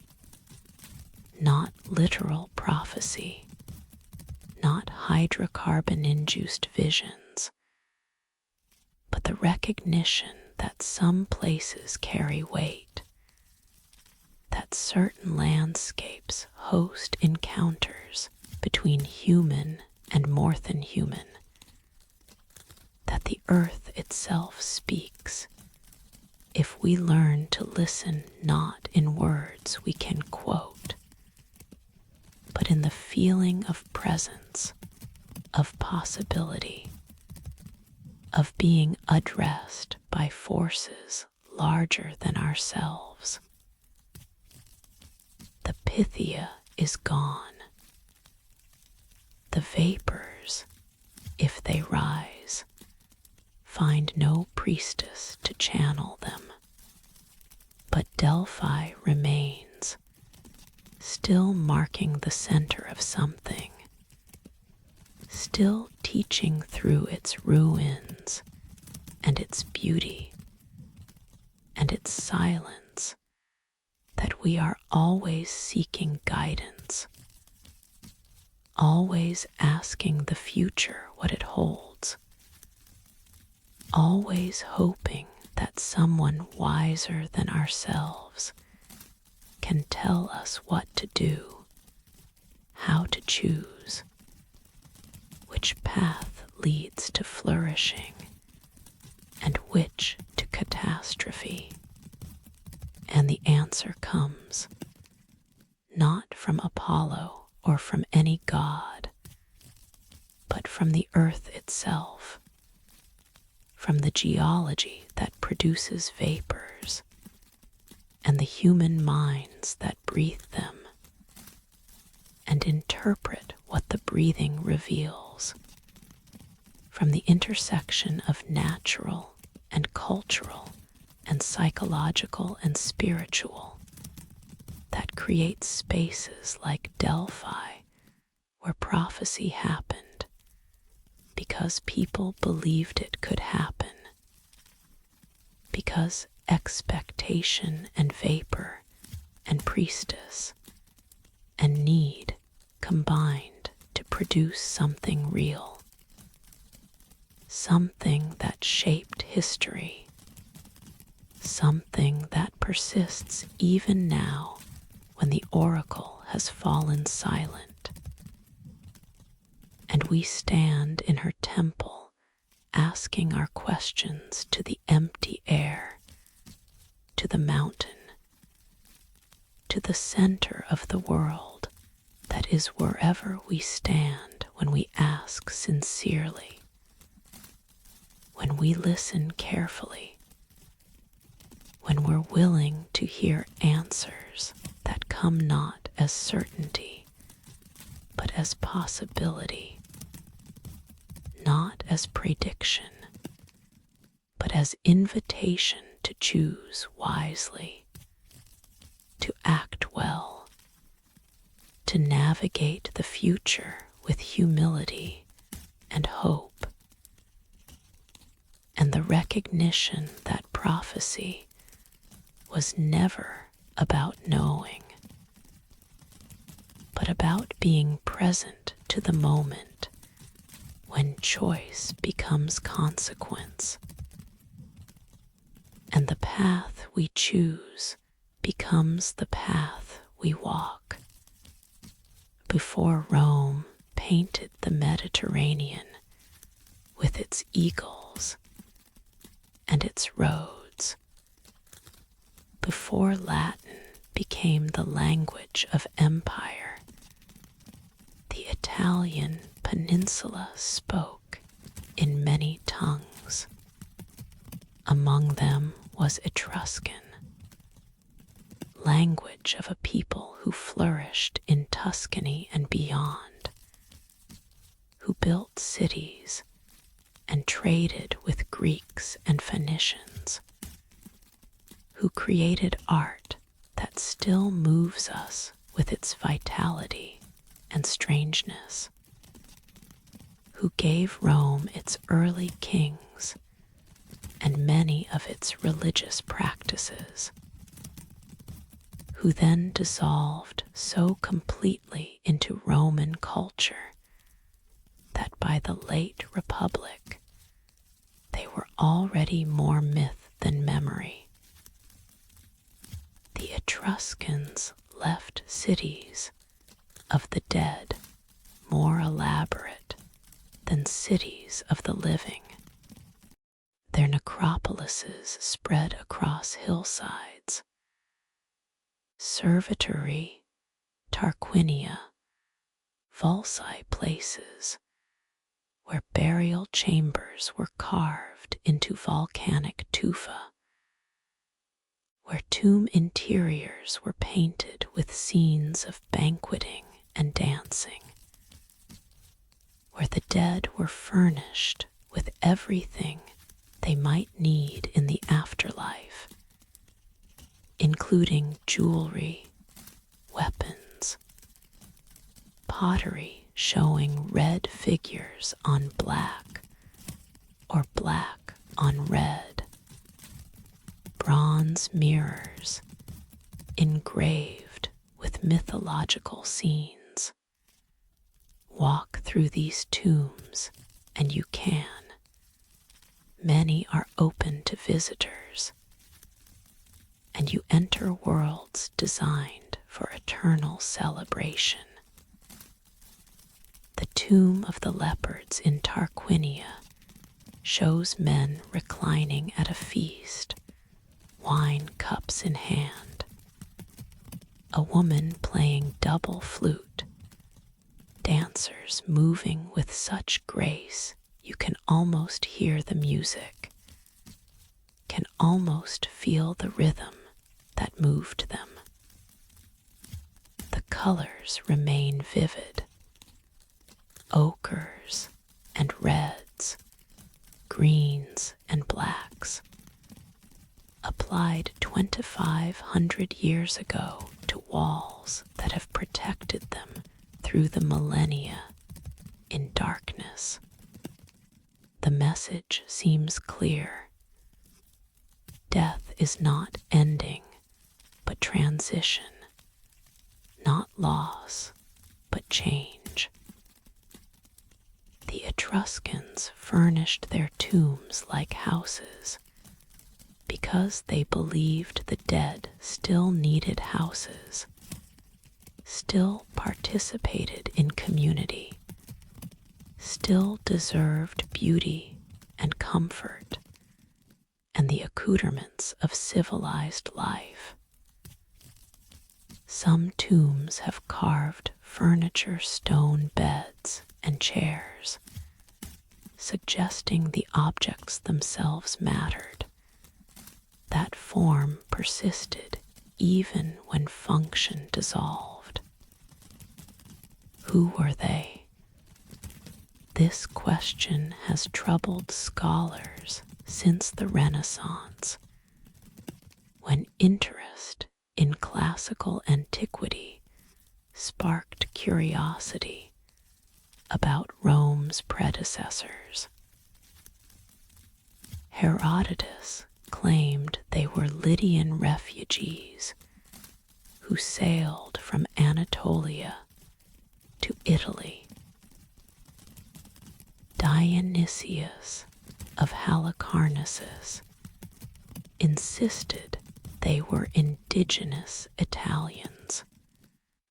Modern DNA studies suggest both might be partly right. Genetic markers show some Eastern Mediterranean ancestry mixed with local Italian populations, implying immigration and integration rather than simple origin.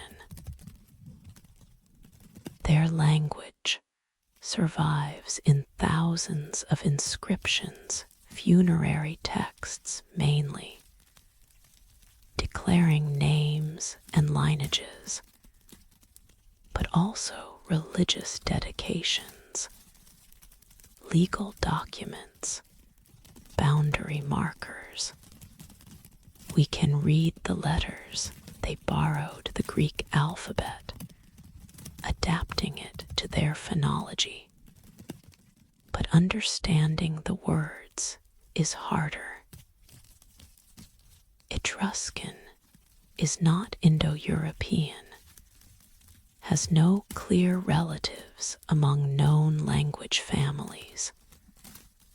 We understand some vocabulary through comparison with Latin or Greek loanwords, but grammar remains elusive. long texts opaque. The longest Etruscan text is the Liber Linteus, the linen book discovered wrapped around an Egyptian mummy in a Croatian museum. How an Etruscan religious text ended up as mummy wrapping in Egypt remains mysterious. The text appears to be a ritual calendar, listing ceremonies and offerings for various deities, but exact translation eludes us. We recognize the pattern liturgical repetition, formulaic phrases, but precise meaning stays out of reach. What we know of Etruscan culture comes from archaeology and from Roman sources, sometimes reliable, sometimes distorted by bias or simple ignorance. The Romans admired Etruscan religious expertise, particularly augury reading omens in bird flight, lightning, animal entrails. They borrowed Etruscan practices wholesale, creating the position of haruspex, diviners who interpreted signs using Etruscan methods long after the Etruscan language had died. Etruscan art suggests a culture more egalitarian than Rome, at least regarding women. Tomb paintings show couples dining together, unusual in Greek and Roman art, where men feasted while women stayed separate. Sarcophagi show married couples reclining side by side, suggesting partnership rather than male dominance. Women appear as priestesses, as authority figures, as individuals rather than merely as wives and mothers. But we must be careful reading ancient art for social truth. The tombs might represent ideals rather than reality, aspiration rather than actual practice. Still, the contrast with Rome is striking. Etruscan Tanaquil, wife of Rome's fifth king, appears in Roman histories as advisor and power broker, behavior unthinkable for a proper Roman matron. The Etruscan cities were independent, sometimes allied, often competing, never unified into single state like Rome became. This disunity was their weakness when Rome expanded. It conquered them piecemeal, absorbing Veii, then Tarquinia, then others over centuries. The Etruscans sometimes rebelled, but never successfully, never managed the coordination that might have stopped Roman expansion. By the late Republic, Etruria was thoroughly Romanized. The language survived longest in religious contexts, but even there it faded. priests maintaining rituals in words whose meanings they might not fully understand, following forms preserved beyond their content, until eventually even the forms dissolved and nothing remained but archaeological traces and Roman texts describing what had been lost. What haunts about the Etruscans is not violent destruction, but quiet dissolution. They were not massacred, not forcibly silenced, they simply became Roman, their culture absorbed, their identity subsumed. Their grandchildren spoke Latin, worshipped Roman gods with Roman names, thought of themselves as Romans rather than Etruscans, remembered their ancestors' culture only vaguely, as something old-fashioned, superseded, irrelevant to the empire that now defined civilization. This is a gentler kind of forgetting than what catastrophe brings, but perhaps more complete. When a culture is destroyed violently, at least the memory of destruction persists, marking what was lost.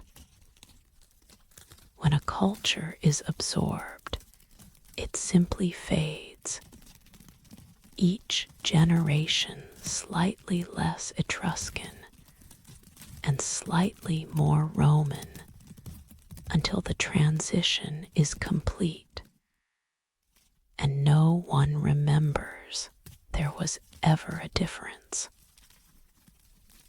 The tomb paintings remain, testifying to lives lived with different assumptions, different values, different ways of being. The banqueters still feast, the dancers still move, the musicians still play instruments we cannot hear, celebrating a culture that persists in these images, but nowhere else. That speaks to us across the silence of linguistic death and cultural absorption, saying something we cannot quite understand, but that moves us nonetheless, something about beauty, about the importance of honoring the dead, about continuity between living and departed, about the possibility that death is not ending, but threshold, not loss, but transformation, not silence, but simply a change in how we speak, how we're heard, how we persist in the memories and practices of those who come after, who build on what we left, who become something new that still carries within it traces of what we were, invisible threads connecting past to present, the vanished to those who vanished them, the Etruscans to the Romans, to all of us who stand in the tombs now, looking at paintings that glow in electric light instead of oil lamps, asking questions the painted figures cannot answer, honoring through our attention what time has dissolved, giving presence to absence through the act of remembering, of witnessing, of refusing to let the forgetting be complete. The Mississippi River flows past East St. Louis, wide and brown and patient, carrying the accumulated waters of a continent toward the Gulf of Mexico. On the Illinois side, in the floodplain where cornfields and suburbs now spread, a massive earthwork rises.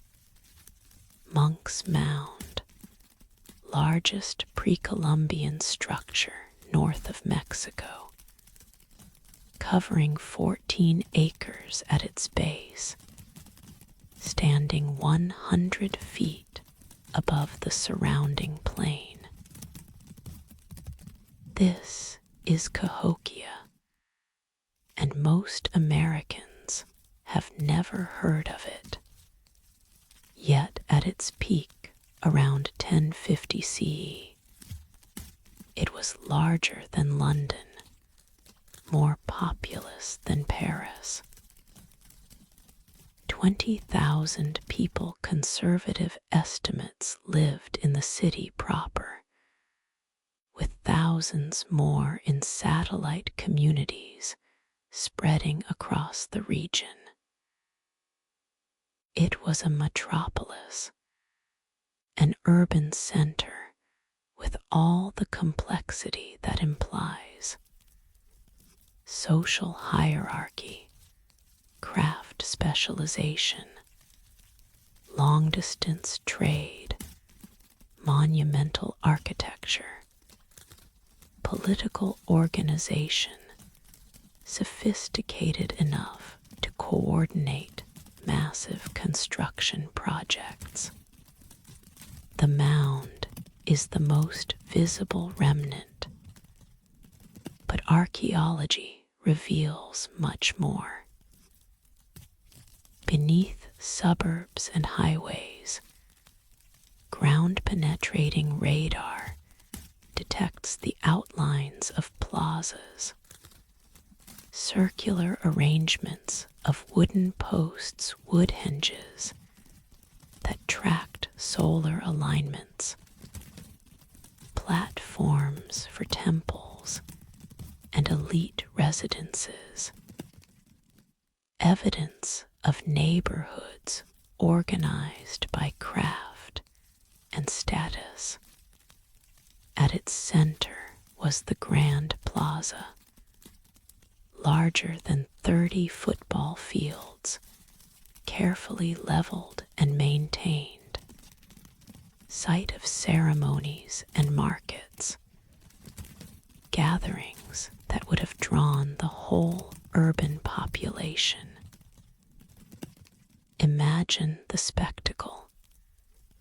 Thousands assembled, drums beating, priests atop the mounds performing rituals we can only speculate about.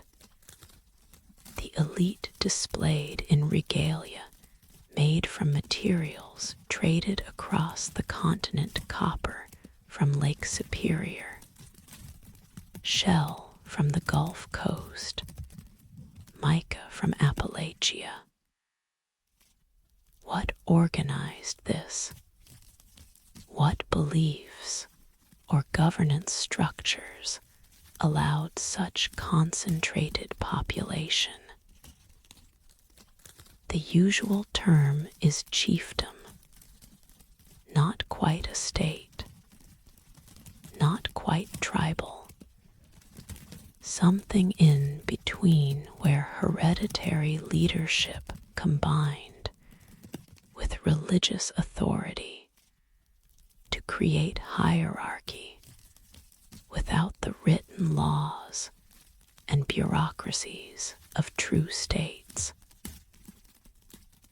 But evidence suggests something darker beneath the ceremonial splendor. Mound 72 a smaller structure contained mass burials. Over 50 young women in their teens and 20s, arranged in layers, many showing signs of strangulation or ritual killing. Another grave held a man lying on a blanket of 20,000 shell beads, surrounded by arrowheads and ritual objects, his body accompanied by several other individuals, also sacrificed. The interpretation is uncomfortable but compelling. Cahokia practiced human sacrifice, required retainers to accompany elite dead into the afterlife, offered lives to gods or ancestors in rituals meant to ensure community survival, agricultural abundance, cosmic order. This changes our picture of pre-Columbian North America. The myth of noble savages living in harmony with nature dissolves before evidence of complex, stratified, sometimes brutal societies. The Cahokians built mounds and tracked solstices, but they also killed and were killed, lived in hierarchies that valued some lives over others, created civilization with all the ambiguity that word carries: achievement and oppression intertwined, beauty and violence inseparable. Around 1350 CE, Cahokia was abandoned. The mounds remained, but the population dispersed, spreading into the countryside, breaking into smaller communities, leaving the great city to slowly erode. Why? The theories multiply. Environmental degradation, too many people depleting soil, consuming game, overextending resources. Climate change making agriculture less reliable. Internal conflict or conquest by rivals. Epidemic disease, or simply the exhaustion of whatever ideology sustained such concentration. The loss of faith in leaders or gods, the recognition that the costs exceeded the benefits. The abandonment left no written record, no explanation in language we can read. The Cahokians had no writing system, their knowledge was oral. Their records kept through memory and ritual, passed from generation to generation, until the tradition broke and the memory dissolved. By the time Europeans arrived, Cahokia was already ancient ruin, its origins forgotten by the native peoples who inhabited the region. Early American settlers plowed over smaller mounds, used them for filled dirt, built over the traces without knowing what they destroyed. Monk's Mound survived partly by accident, partly because a Trappist monastery briefly used it in the early 1800s, giving it the name it bears today. Modern archaeology has slowly reconstructed what was lost.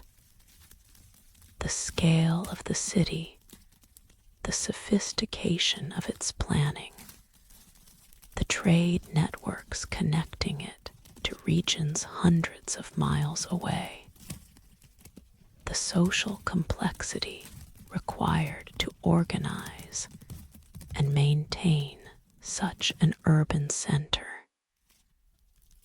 Yet, enormous questions remain. What language did they speak? We assume a Siouan or possibly Algonquian language, but we cannot know. What stories did they tell about the mounds, about their gods, about the cosmos? What were their names for the city, for the river, for the plazas where they gathered? All this is gone, dissolved into the forgetting that claims cultures without writing, without direct descendants who maintained the tradition. Standing atop Monk's Mound today, looking across the expanse of floodplain, you can barely imagine what was. Highways cut through where neighborhoods stood. A highway system loops where the ancient city spread. The smaller mounds have been mostly destroyed, their earth redistributed, their shapes erased. But archaeology continues, careful excavation recovering fragments, slowly building a picture of Cahokian life.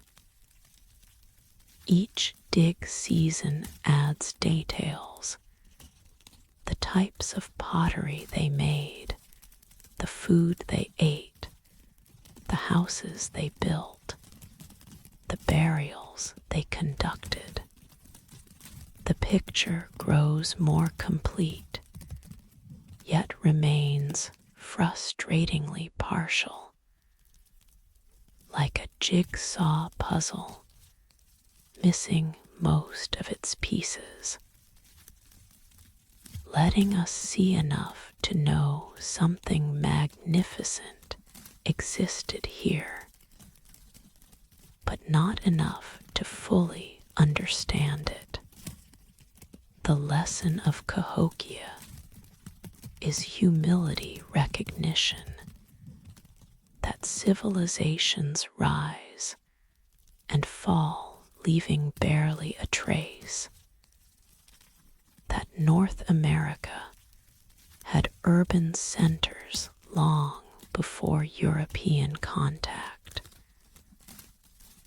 that forgetting can be so complete that even nearby descendants lost the memory of what their ancestors achieved. But perhaps there's another lesson, quieter and more hopeful, that humans everywhere, given opportunity, build cities, create beauty, organize complexity, reach toward transcendence through monumental architecture and communal ceremony. Cahokia was not unique in its ambitions, only in its erasure, only in the thoroughness with which its story was forgotten.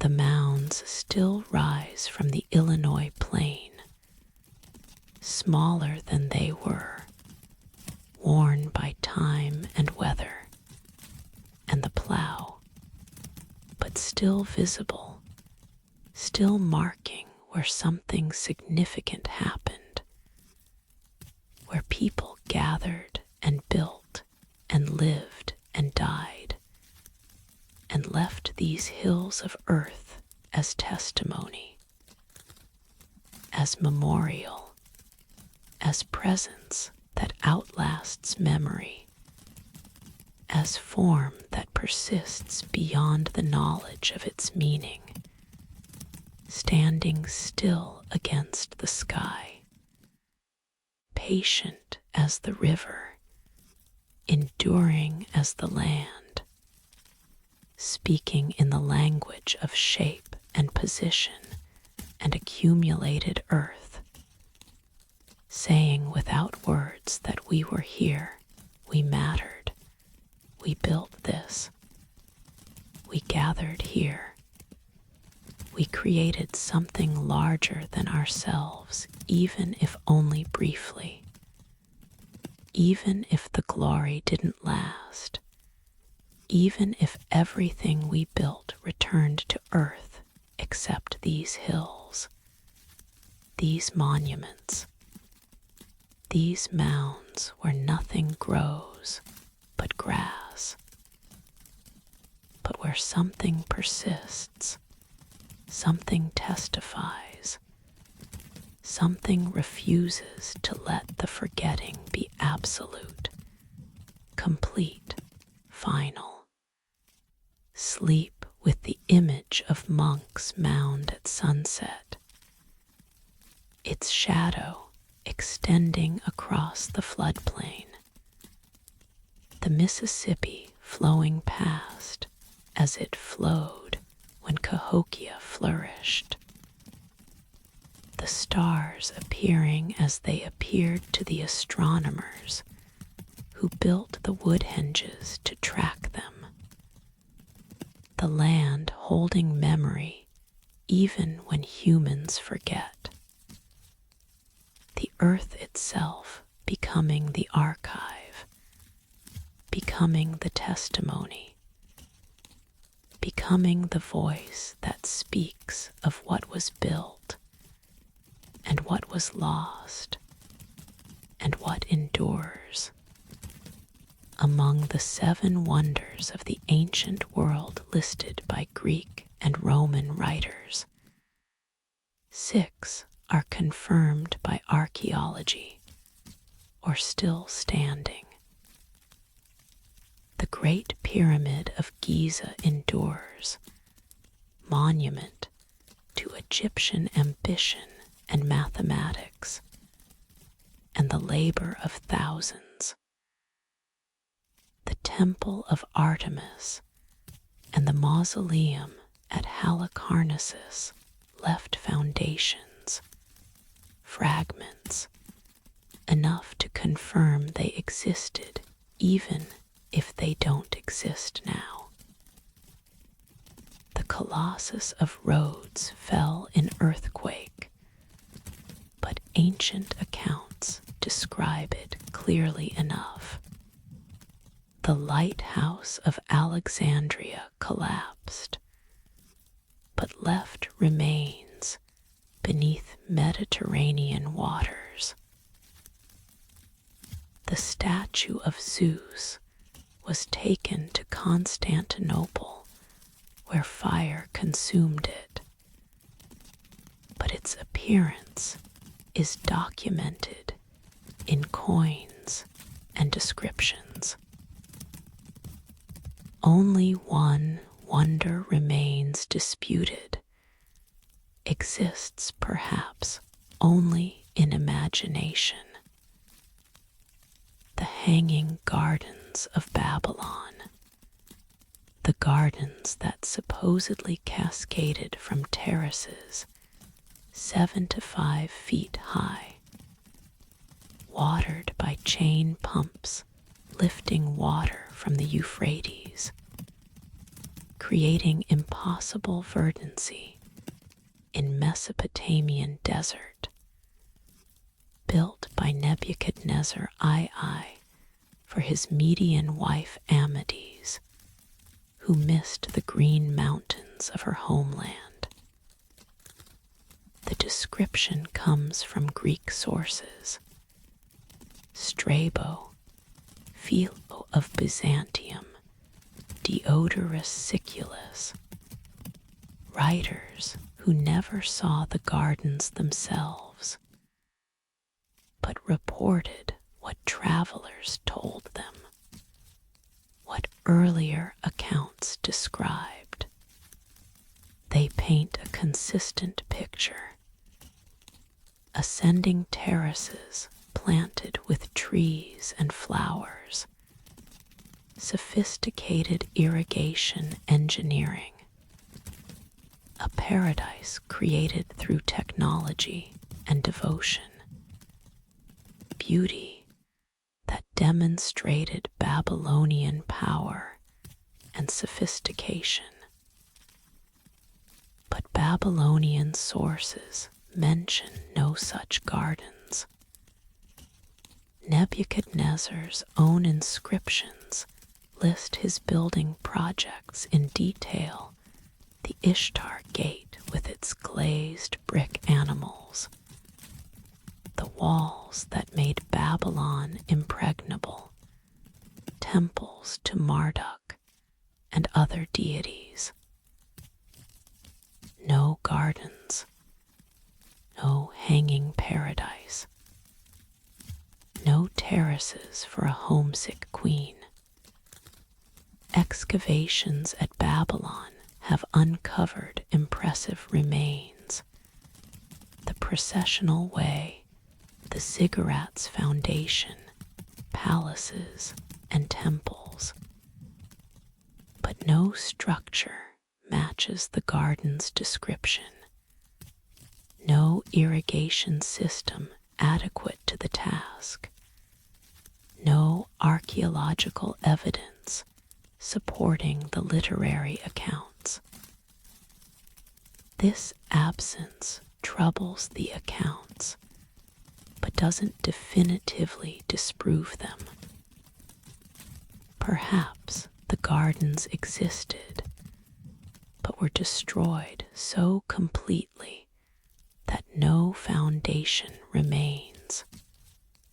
Perhaps they were located in a part of Babylon not yet fully excavated. Archaeology is patient work, and much of the ancient city still waits beneath later construction. Or perhaps, and this is where the mystery deepens, the gardens existed, but not in Babylon. Stephanie Daly, a British scholar, proposed that the gardens were actually in Nineveh, built by Assyrian King Sennacherib rather than Nebuchadnezzar. Sennacherib's own inscriptions describe creating a paradise garden with sophisticated water engineering, bringing water from mountains via aqueduct, creating landscapes that sound remarkably like the Hanging Gardens. Later writers might have confused Nineveh with Babylon, attributed Assyrian achievement to Babylon's more famous king, creating a geographical error that persists in all the classical sources. This theory has evidence supporting it.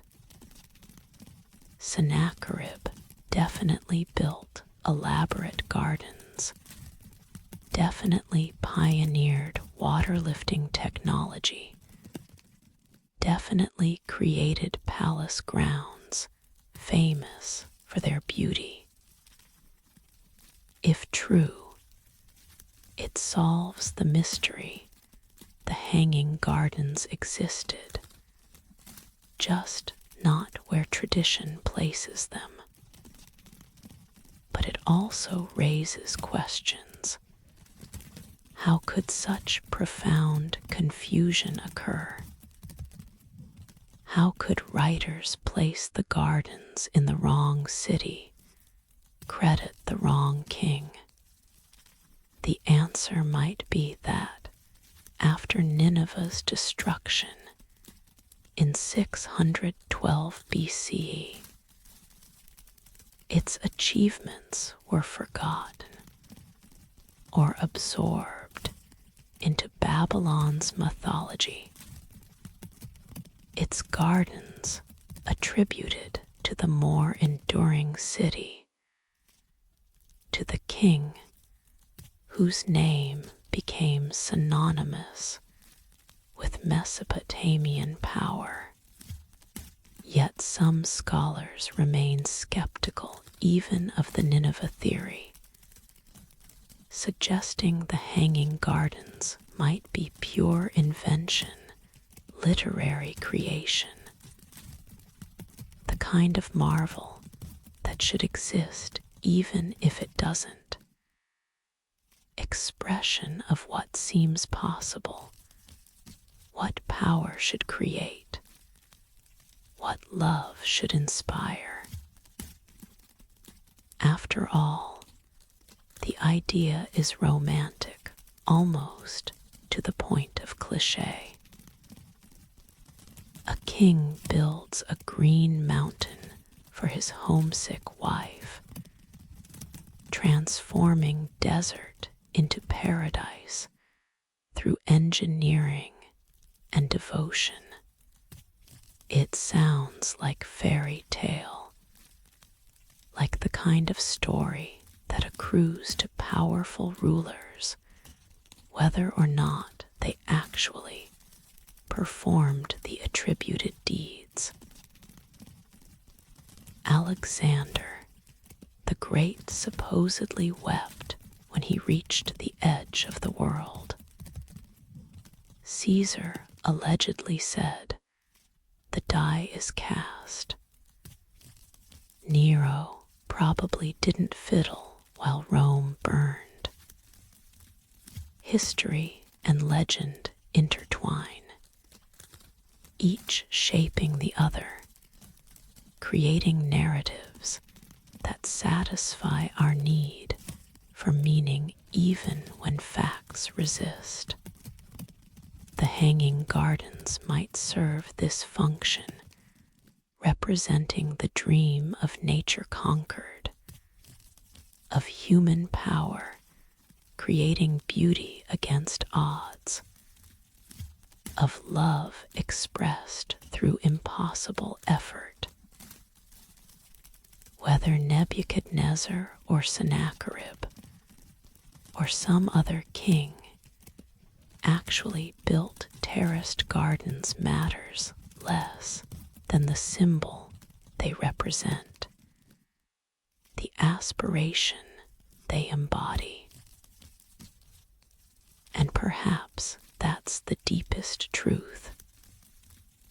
Some wonders exist most fully in imagination, the gardens that never die because they never lived, that remain forever perfect because no archaeology can reduce them to foundations and fragments, that persist in literary descriptions, unchallenged by the inevitable deterioration that claims actual structures. In this sense, the Hanging Gardens are the most enduring wonder, not despite existing only in texts, but because of it.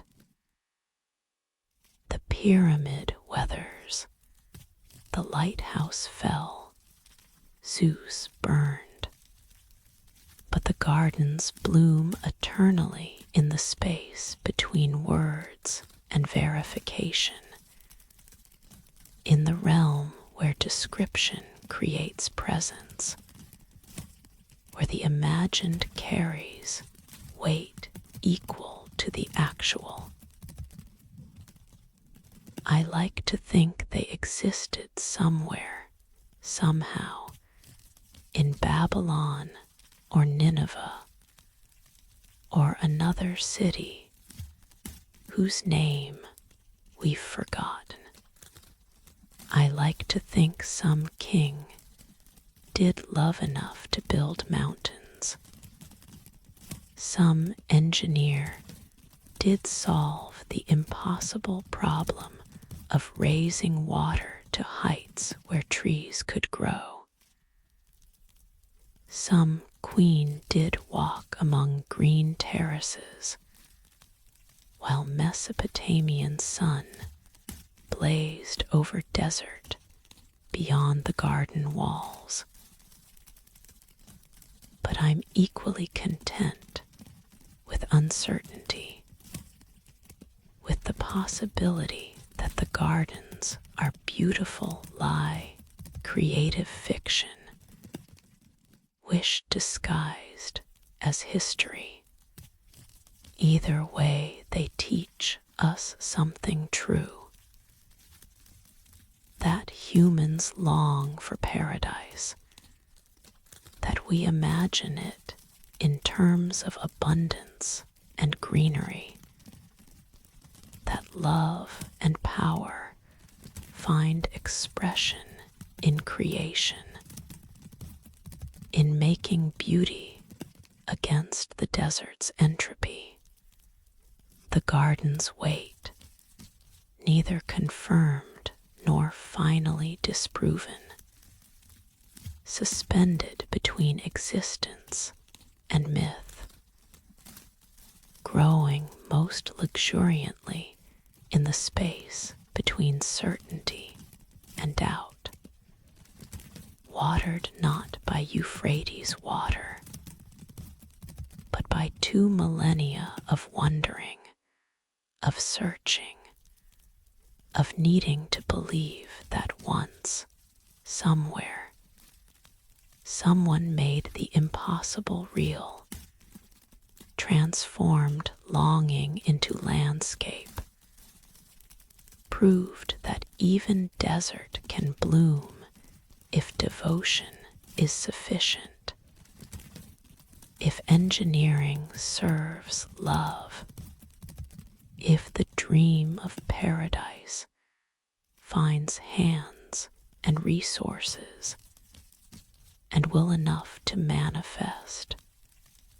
Sleep with the image of terraces ascending, green against blue sky, water flowing upward in chain pump miracles, trees bearing fruit in geometric precision, flowers cascading over stone edges, a queen walking in mountain shadow transplanted to desert plain,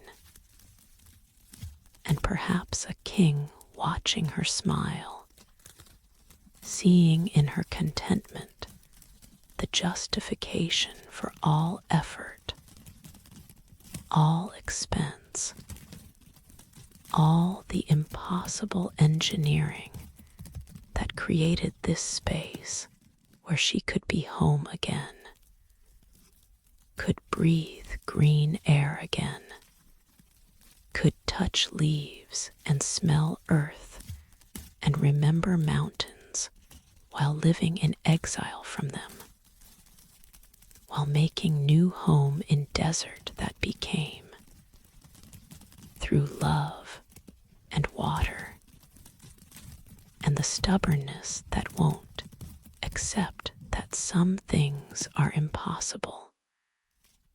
A garden, a wonder, a myth that persists whether or not it ever stood, whether or not it fell, whether or not archaeology will eventually settle the question or leave it open. Leave us free to imagine. Leave the gardens growing in the only place they definitely exist in the stories we tell, in the possibilities we entertain, in the space between what was and what we wish had been, where wonders bloom eternal, and the only rain is wonder itself, falling gently on the mind that contemplates mystery, that holds uncertainty, that refuses to insist on knowing when not knowing leaves room for beauty, for hope, for the persistent dream that somewhere, somehow, the impossible was achieved, and paradise, however briefly, grew in desert soil, watered by more than rivers, sustained by more than engineering, thriving in the space where human will meets natural limitation and finds ways around, ways through, ways to make the dream real enough that 2,000 years later we still wonder if it happened, still search for evidence, still want to believe that love can build gardens in the wasteland, that longing finds fulfillment, that what we imagine we can sometimes create. In Plato's dialogues, the philosopher Critias tells a story his great-grandfather heard from Solon, who heard it from Egyptian priests in sighs. 9,000 years before, there existed an island empire called Atlantis, powerful beyond measure, technologically advanced, ruled by kings descended from Poseidon himself. The island lay beyond the pillars of Hercules, the Strait of Gibraltar, in the Atlantic Ocean. Its capital was arranged in concentric rings of land and water, with a great palace at the center, temples covered in precious metals, harbors filled with ships from across the known world. The Atlanteans controlled territories in Africa and Europe, their empire rivaling all others in wealth and military might. But they grew corrupt. The divine blood in their royal lineage became diluted through intermarriage with mortals.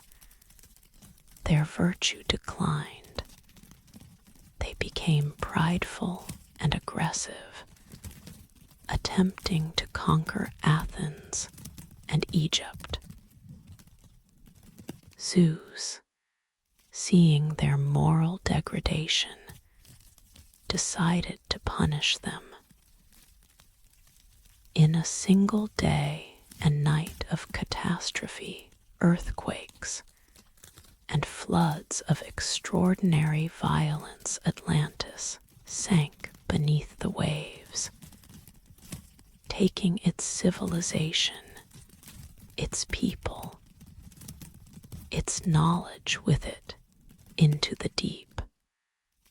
Plato presents this as historical account, a true story preserved in Egyptian temple archives and passed down through generations. But scholars ancient and modern have suspected its philosophical fiction, allegory rather than history.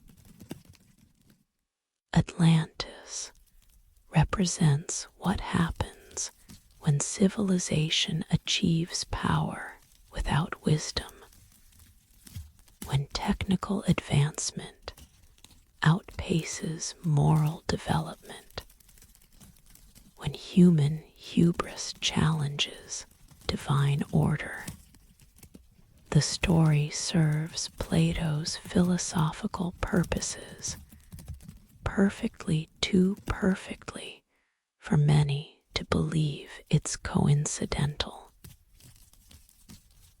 Atlantis demonstrates the thesis that justice is strength, that moral corruption leads to inevitable destruction, that cities must be founded on virtue or they will fall. It's a cautionary tale, a thought experiment, political philosophy disguised as history. Yet for 2,000 years, people have searched for Atlantis as if it were real, as if somewhere beneath waves or sand the lost empire waits to be discovered. Ignatius Donnelly's 1882 book, Atlantis. The antediluvian world sparked modern Atlantis mania, proposing that the island existed in the mid-Atlantic, that its destruction explained flood myths in multiple cultures, that its survivors seeded civilizations in Egypt, Mesoamerica, and elsewhere, explaining similarities in pyramid building and astronomical knowledge. The theory requires ignoring geology. There's no land mass in the mid-Atlantic that could have sunk in the time frame Plato describes. No mechanism for an island to disappear without leaving traces on the ocean floor. But Donnelly's work inspired countless others. Atlantis relocated to Antarctica, to Bimini, to the Mediterranean, to wherever unexplained archaeological sites or underwater formations could be interpreted as evidence. The Egyptian connection. Plato claimed his source was Egyptian, and Egypt does have records extending further back than most civilizations. But no Egyptian text mentions Atlantis. No temple archive preserves the story Plato claims Egyptian priests told Solon. The absence is telling. If Atlantis were real and Egyptian priests preserved the account, why does it appear nowhere in Egyptian sources? The Minoan connection. The most plausible historical basis for Atlantis is Minoan Crete, specifically the volcanic island of Thera Santorini. Around 1600 BCE, Thera exploded in one of history's largest volcanic eruptions, destroying Minoan settlements on the island, generating tsunamis that damaged Crete itself. Minoan civilization declined afterward, perhaps weakened enough for Mycenaean conquest. The parallels are suggestive. An advanced island civilization destroyed by natural catastrophe, sinking beneath the sea, at least partially much of Thera's caldera did collapse below sea level, close enough to Greek memory that distorted accounts could have reached Plato's time. If we adjust Plato's time frame from 9,000 to 900 years before Solon, the dates roughly align. But the parallels aren't perfect. Thera didn't disappear completely, didn't lie beyond the pillars of Hercules, wasn't a vast empire threatening Egypt and Athens. If Plato used Thera as inspiration, he changed details substantially, rendering the historical core unrecognizable beneath philosophical elaboration. The psychological connection, perhaps the deepest truth about Atlantis, is psychological rather than geographical. Humans need lost golden ages, need to believe that somewhere, sometime, civilization reached heights we've since declined from. Atlantis represents this archetype, the paradise before the fall, the wisdom we've forgotten, the technological marvels we must rediscover. Every culture has some version the Garden of Eden, the Golden Age under Kronos, Shangri-La, El Dorado, the time when gods walked among mortals. These myths serve essential functions. They give us something to aspire toward, suggest that our current imperfection is not inevitable, imply that we've lost something we might regain. Atlantis fits this pattern perfectly. It was advanced beyond our current civilization, or was in Plato's time, possessed knowledge we've forgotten, created harmony and beauty and technological wonders. Then it fell, teaching us that achievement without virtue leads to destruction, that material advancement without moral development ensures catastrophe. The modern search, despite scholarly consensus that Atlantis is fiction, the search continues. Every few years, someone announces they've found it. Underwater formations off Bimini that look geometrical but are natural. A sunken city off Cuba that isn't a city. Structures visible on Google Earth in Mauritania that are geological. The desire to find Atlantis overcomes evidence, overcomes probability, overcomes the simpler explanation that Plato invented it. Why do we want it to be real? Partly for the thrill of discovery.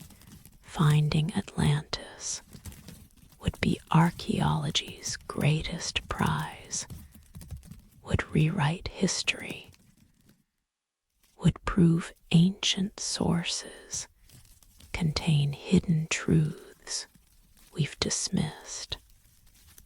But more fundamentally, we want to believe that lost wisdom exists, that ancient people knew things we don't, that human achievement can be greater than we imagine if only we could access the knowledge that Atlantis represents.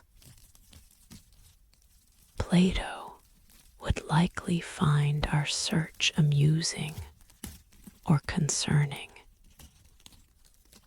He didn't intend Atlantis as puzzle to be solved, but as philosophical illustration.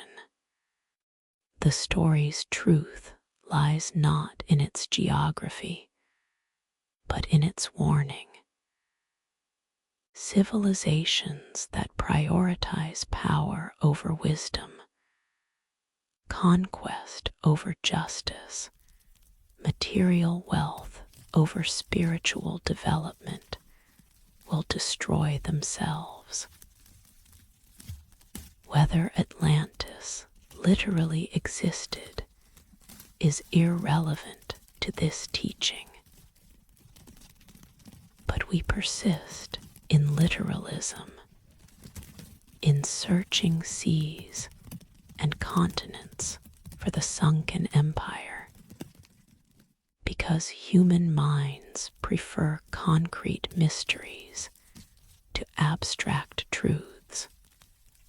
It's easier to search for a lost city than to examine our own civilization's moral foundations. Easier to imagine ancient wisdom than to develop present wisdom. Easier to believe knowledge was lost than to accept we must create it ourselves.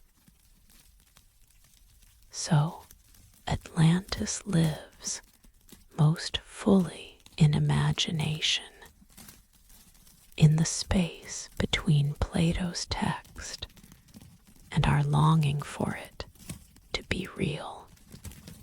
It sinks and rises with each generation's hopes, each era's needs, always just beyond confirmation, always just possible enough to justify searching, always teaching through its absence what it could never teach through presence, that we are responsible for our own wisdom, that past civilizations cannot save us, that the knowledge we need must be earned rather than discovered, that Atlantis was never a place but an idea, never geography but philosophy, never lost history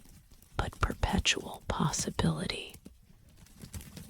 The civilization we could become if we learned its lessons, the empire we could build if we valued wisdom over power, the paradise we could create if we treated the story not as archaeology, but as blueprint, not as lost past, but as potential future, not as something to find, but as something to become. In the Catherine Palace, outside St. Petersburg, craftsmen in the 18th century created something that seemed to capture light itself, to hold sunshine in panels of fossilized resin.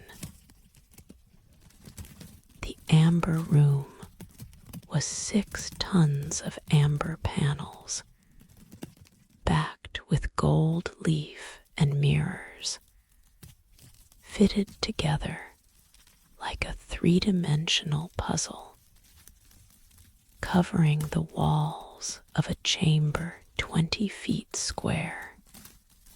Walking into, it must have felt like entering the sun-warm golden light, glowing from every surface, honey colors shifting from pale cream to deep orange, Baroque carvings creating depth and shadow within the translucent panels.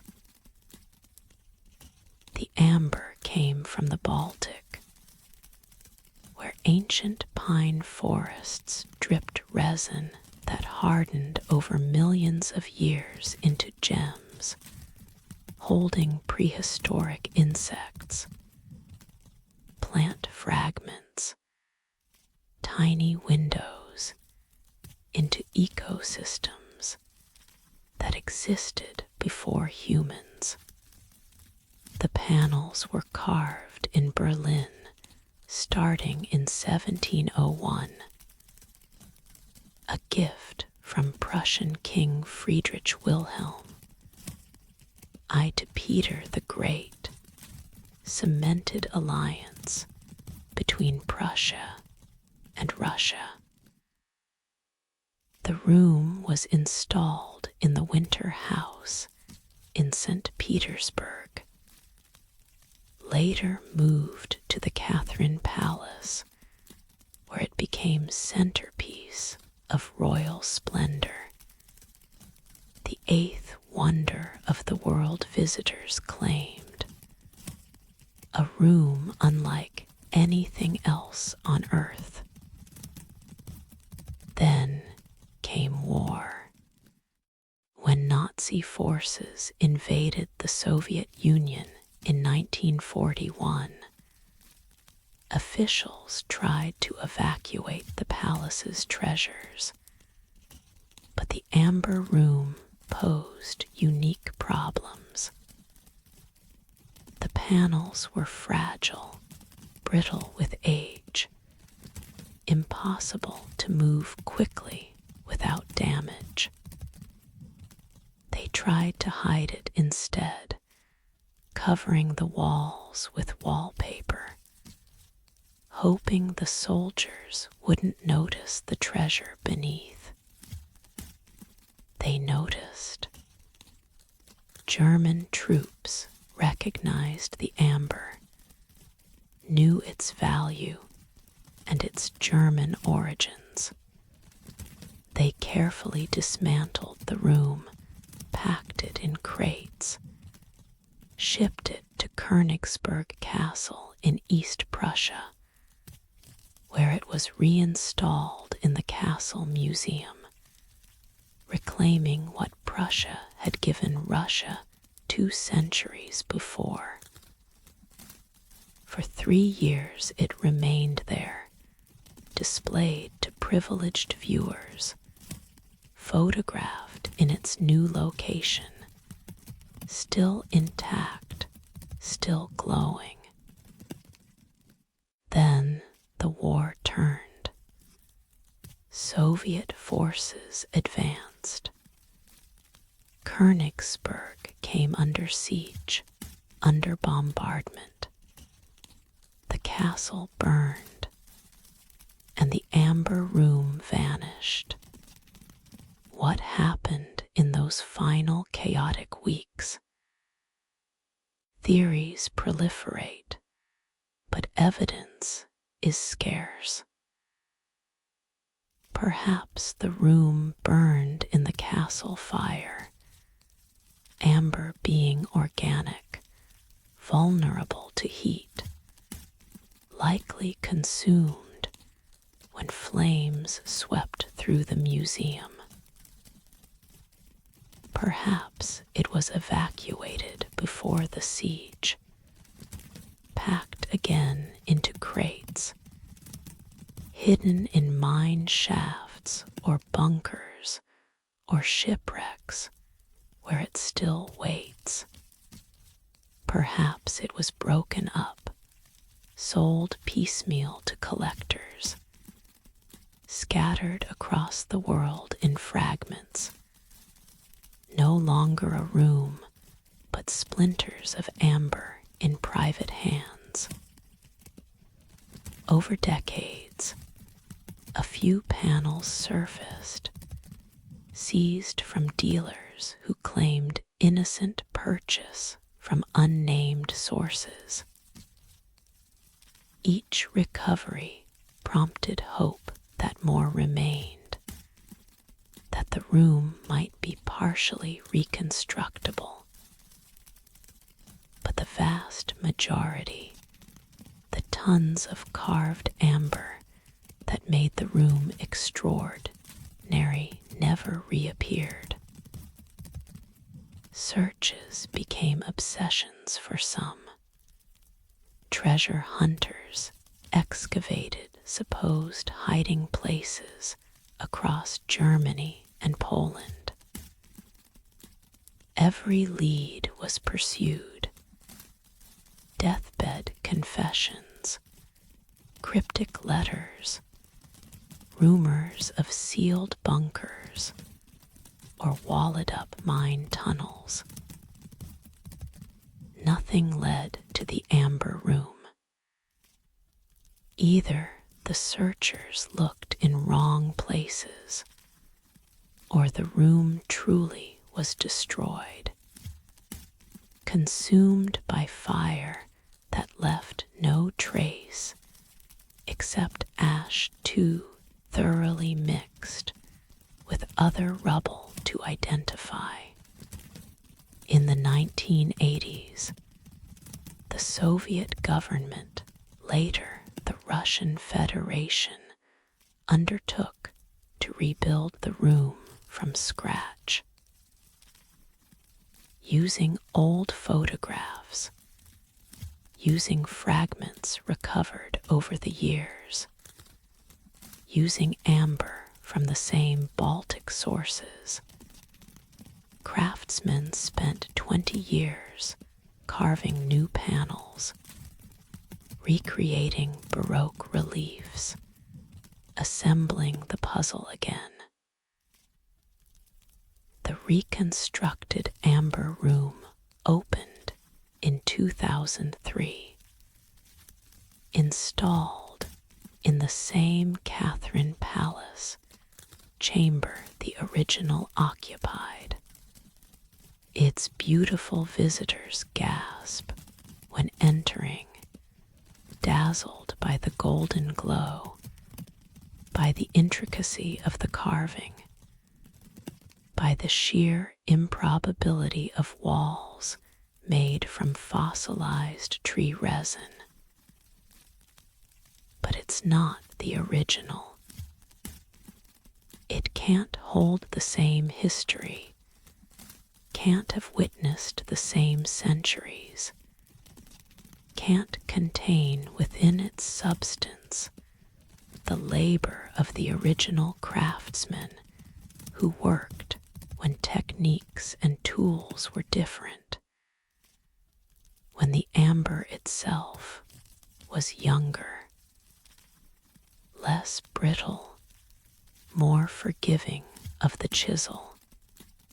The original, if it survives, rests somewhere unknown, crated and forgotten, or buried beneath rubble, or truly destroyed, reduced to the carbon it began as, returned to elements.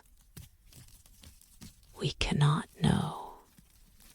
The amber room has become Schrödinger's treasure, simultaneously existing and destroyed, until observation collapses the probability into certainty. Except observation never comes. The crates never open. The mine shafts remain sealed or are empty. The bunkers contain nothing or everything, but we never find which. What the amber room teaches in its absence is about fragility, how the most beautiful things are often most vulnerable, how preserving beauty requires not just creating it, but maintaining conditions for survival, how war destroys indiscriminately, consuming treasures along with lives, beauty along with function, the irreplaceable along with the ordinary. It teaches, too, about the impossibility of perfect reconstruction.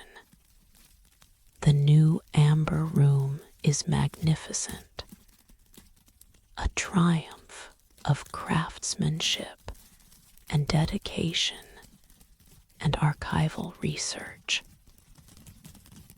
But it's not the same. It lacks the patina of age, the imperfections of original carving, the amber's natural darkening over centuries, the intangible quality that comes from having been, from existing through specific history rather than being created to reference that history. We want the original because originals matter in ways copies don't.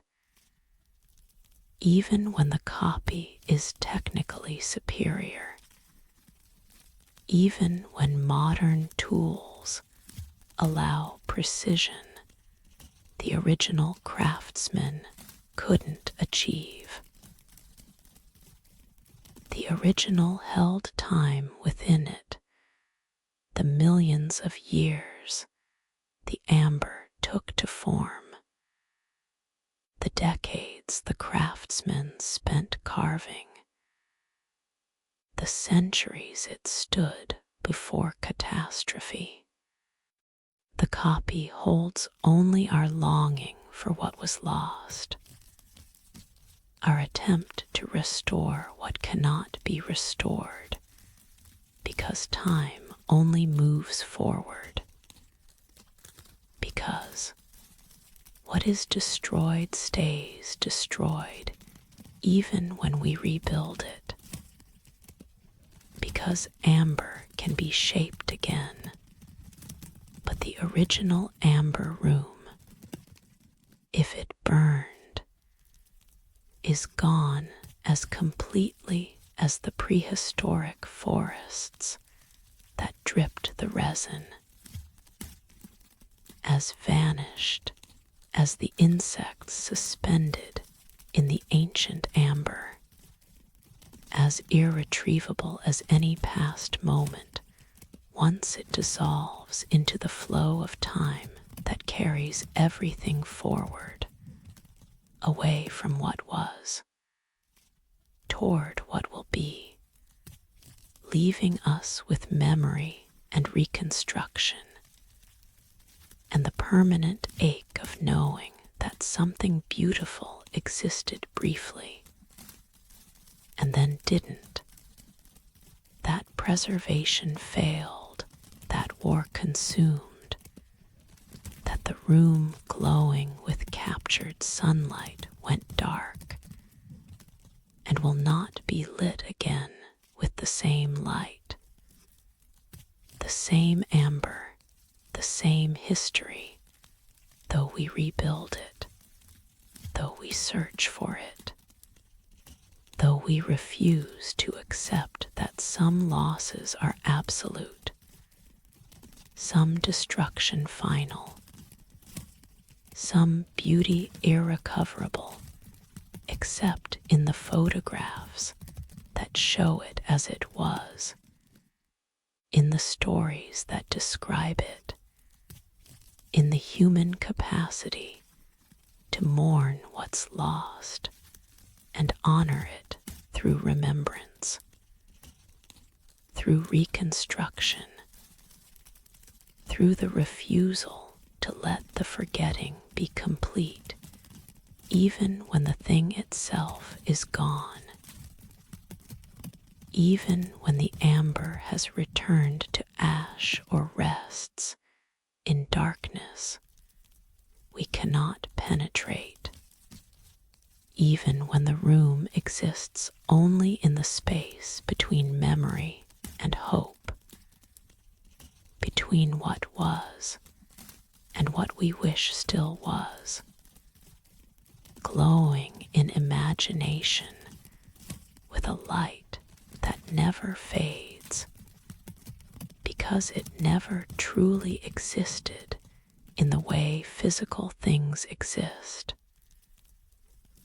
but instead exists in the realm of loss and longing, of beauty remembered and beauty destroyed, of treasures that survive their destruction by living in the minds of those who mourn them, who search for them, who rebuild them knowing the rebuilding is both triumph and admission of defeat, both preservation and proof of loss, both continuation and acknowledgement that the original is gone, somewhere, somehow, lost to time or war or simple entropy.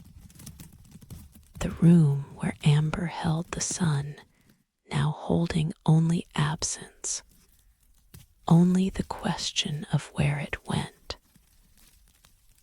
What happened in those final hours when Königsberg burned, and the room was packed or destroyed or hidden, when history turned and something beautiful was swept into chaos and never emerged, leaving us with mystery and reconstruction, and the persistent dream that somewhere, in some sealed chamber, in some forgotten warehouse, in some mine shaft or bunker or private collection, the amber still glows, still holds light, still waits to be found, though the waiting has stretched from decades to generations, from hope to legend, from search to myth, from the possibility of recovery to the probability that the room sleeps in permanent darkness, if it sleeps at all, if it exists anywhere except in the reconstructed version that tries so hard to be what was lost, that succeeds in being beautiful, but fails to be the original, fails to carry the same weight of history, fails to glow with the same light, though it glows with light that looks the same, though it fills the chamber with golden radiance that dazzles, but does not quite satisfy, does not quite heal the wound of knowing that the original is gone, that what we see is copy, that the sun held in amber has set and will not rise again in the same way.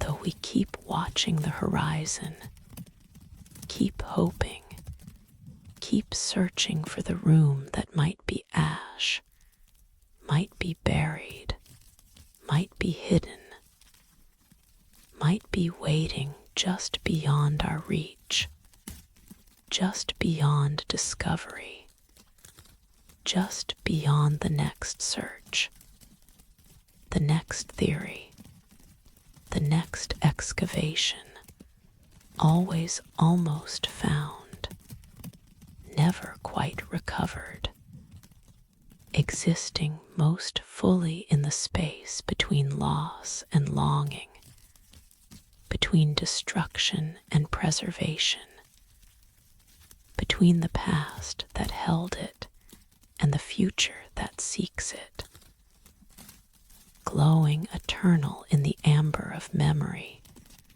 that cannot break, cannot burn, cannot be looted or destroyed, that holds the room safe in the space where beauty persists beyond physical form,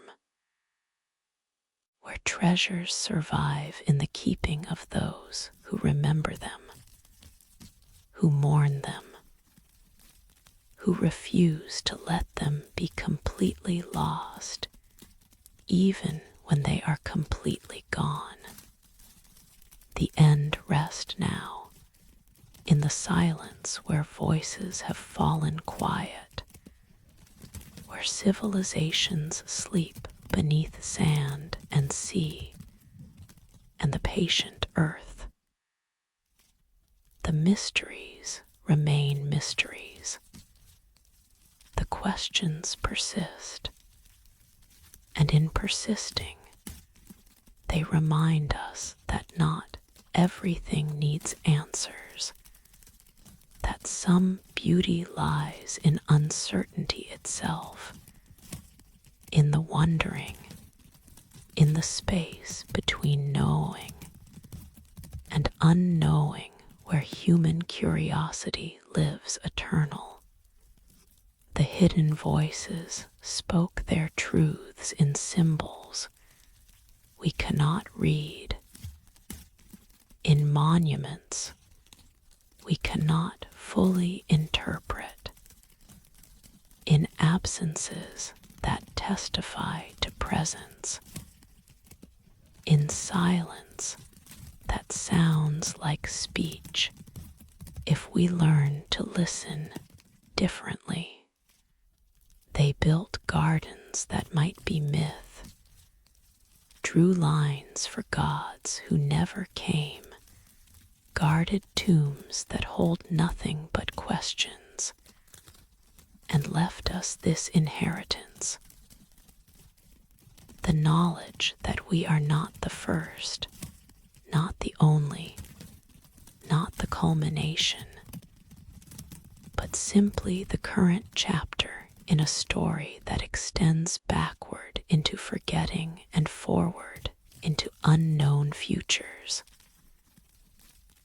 Sleep well among the ruins and the reconstructions, the found and the lost, the explained and the inexplicable. The ancient world dreams on, and in dreaming, it speaks still not in words, but in the persistence of stones, in the patience of earth, in the way mystery endures long after certainty crumbles, teaching us that what we don't know is often more precious than what we do, that questions can sustain us when answers fail, the hidden voices of lost civilizations speak loudest in their silence, calling us to remember, to wonder, to honor what we cannot understand, and in that honoring, to recognize our own eventual place among the forgotten, our own voices destined to fall silent, our own monuments waiting to puzzle future archaeologists who will stand in our ruins and wonder who we were, what we believed, why we built what we built and left what we left, adding our mystery to all the other mysteries that sleep in earth and sand and sea, waiting, patient as stone, silent as amber, hidden as the voices that once spoke here and now speak no more, except in whispers, except in shadows, except in the dreams of those who listen for them in the spaces between certainty and doubt, between memory and imagination, between the lost and the found, between what was and what might have been, between silence and song. Good night.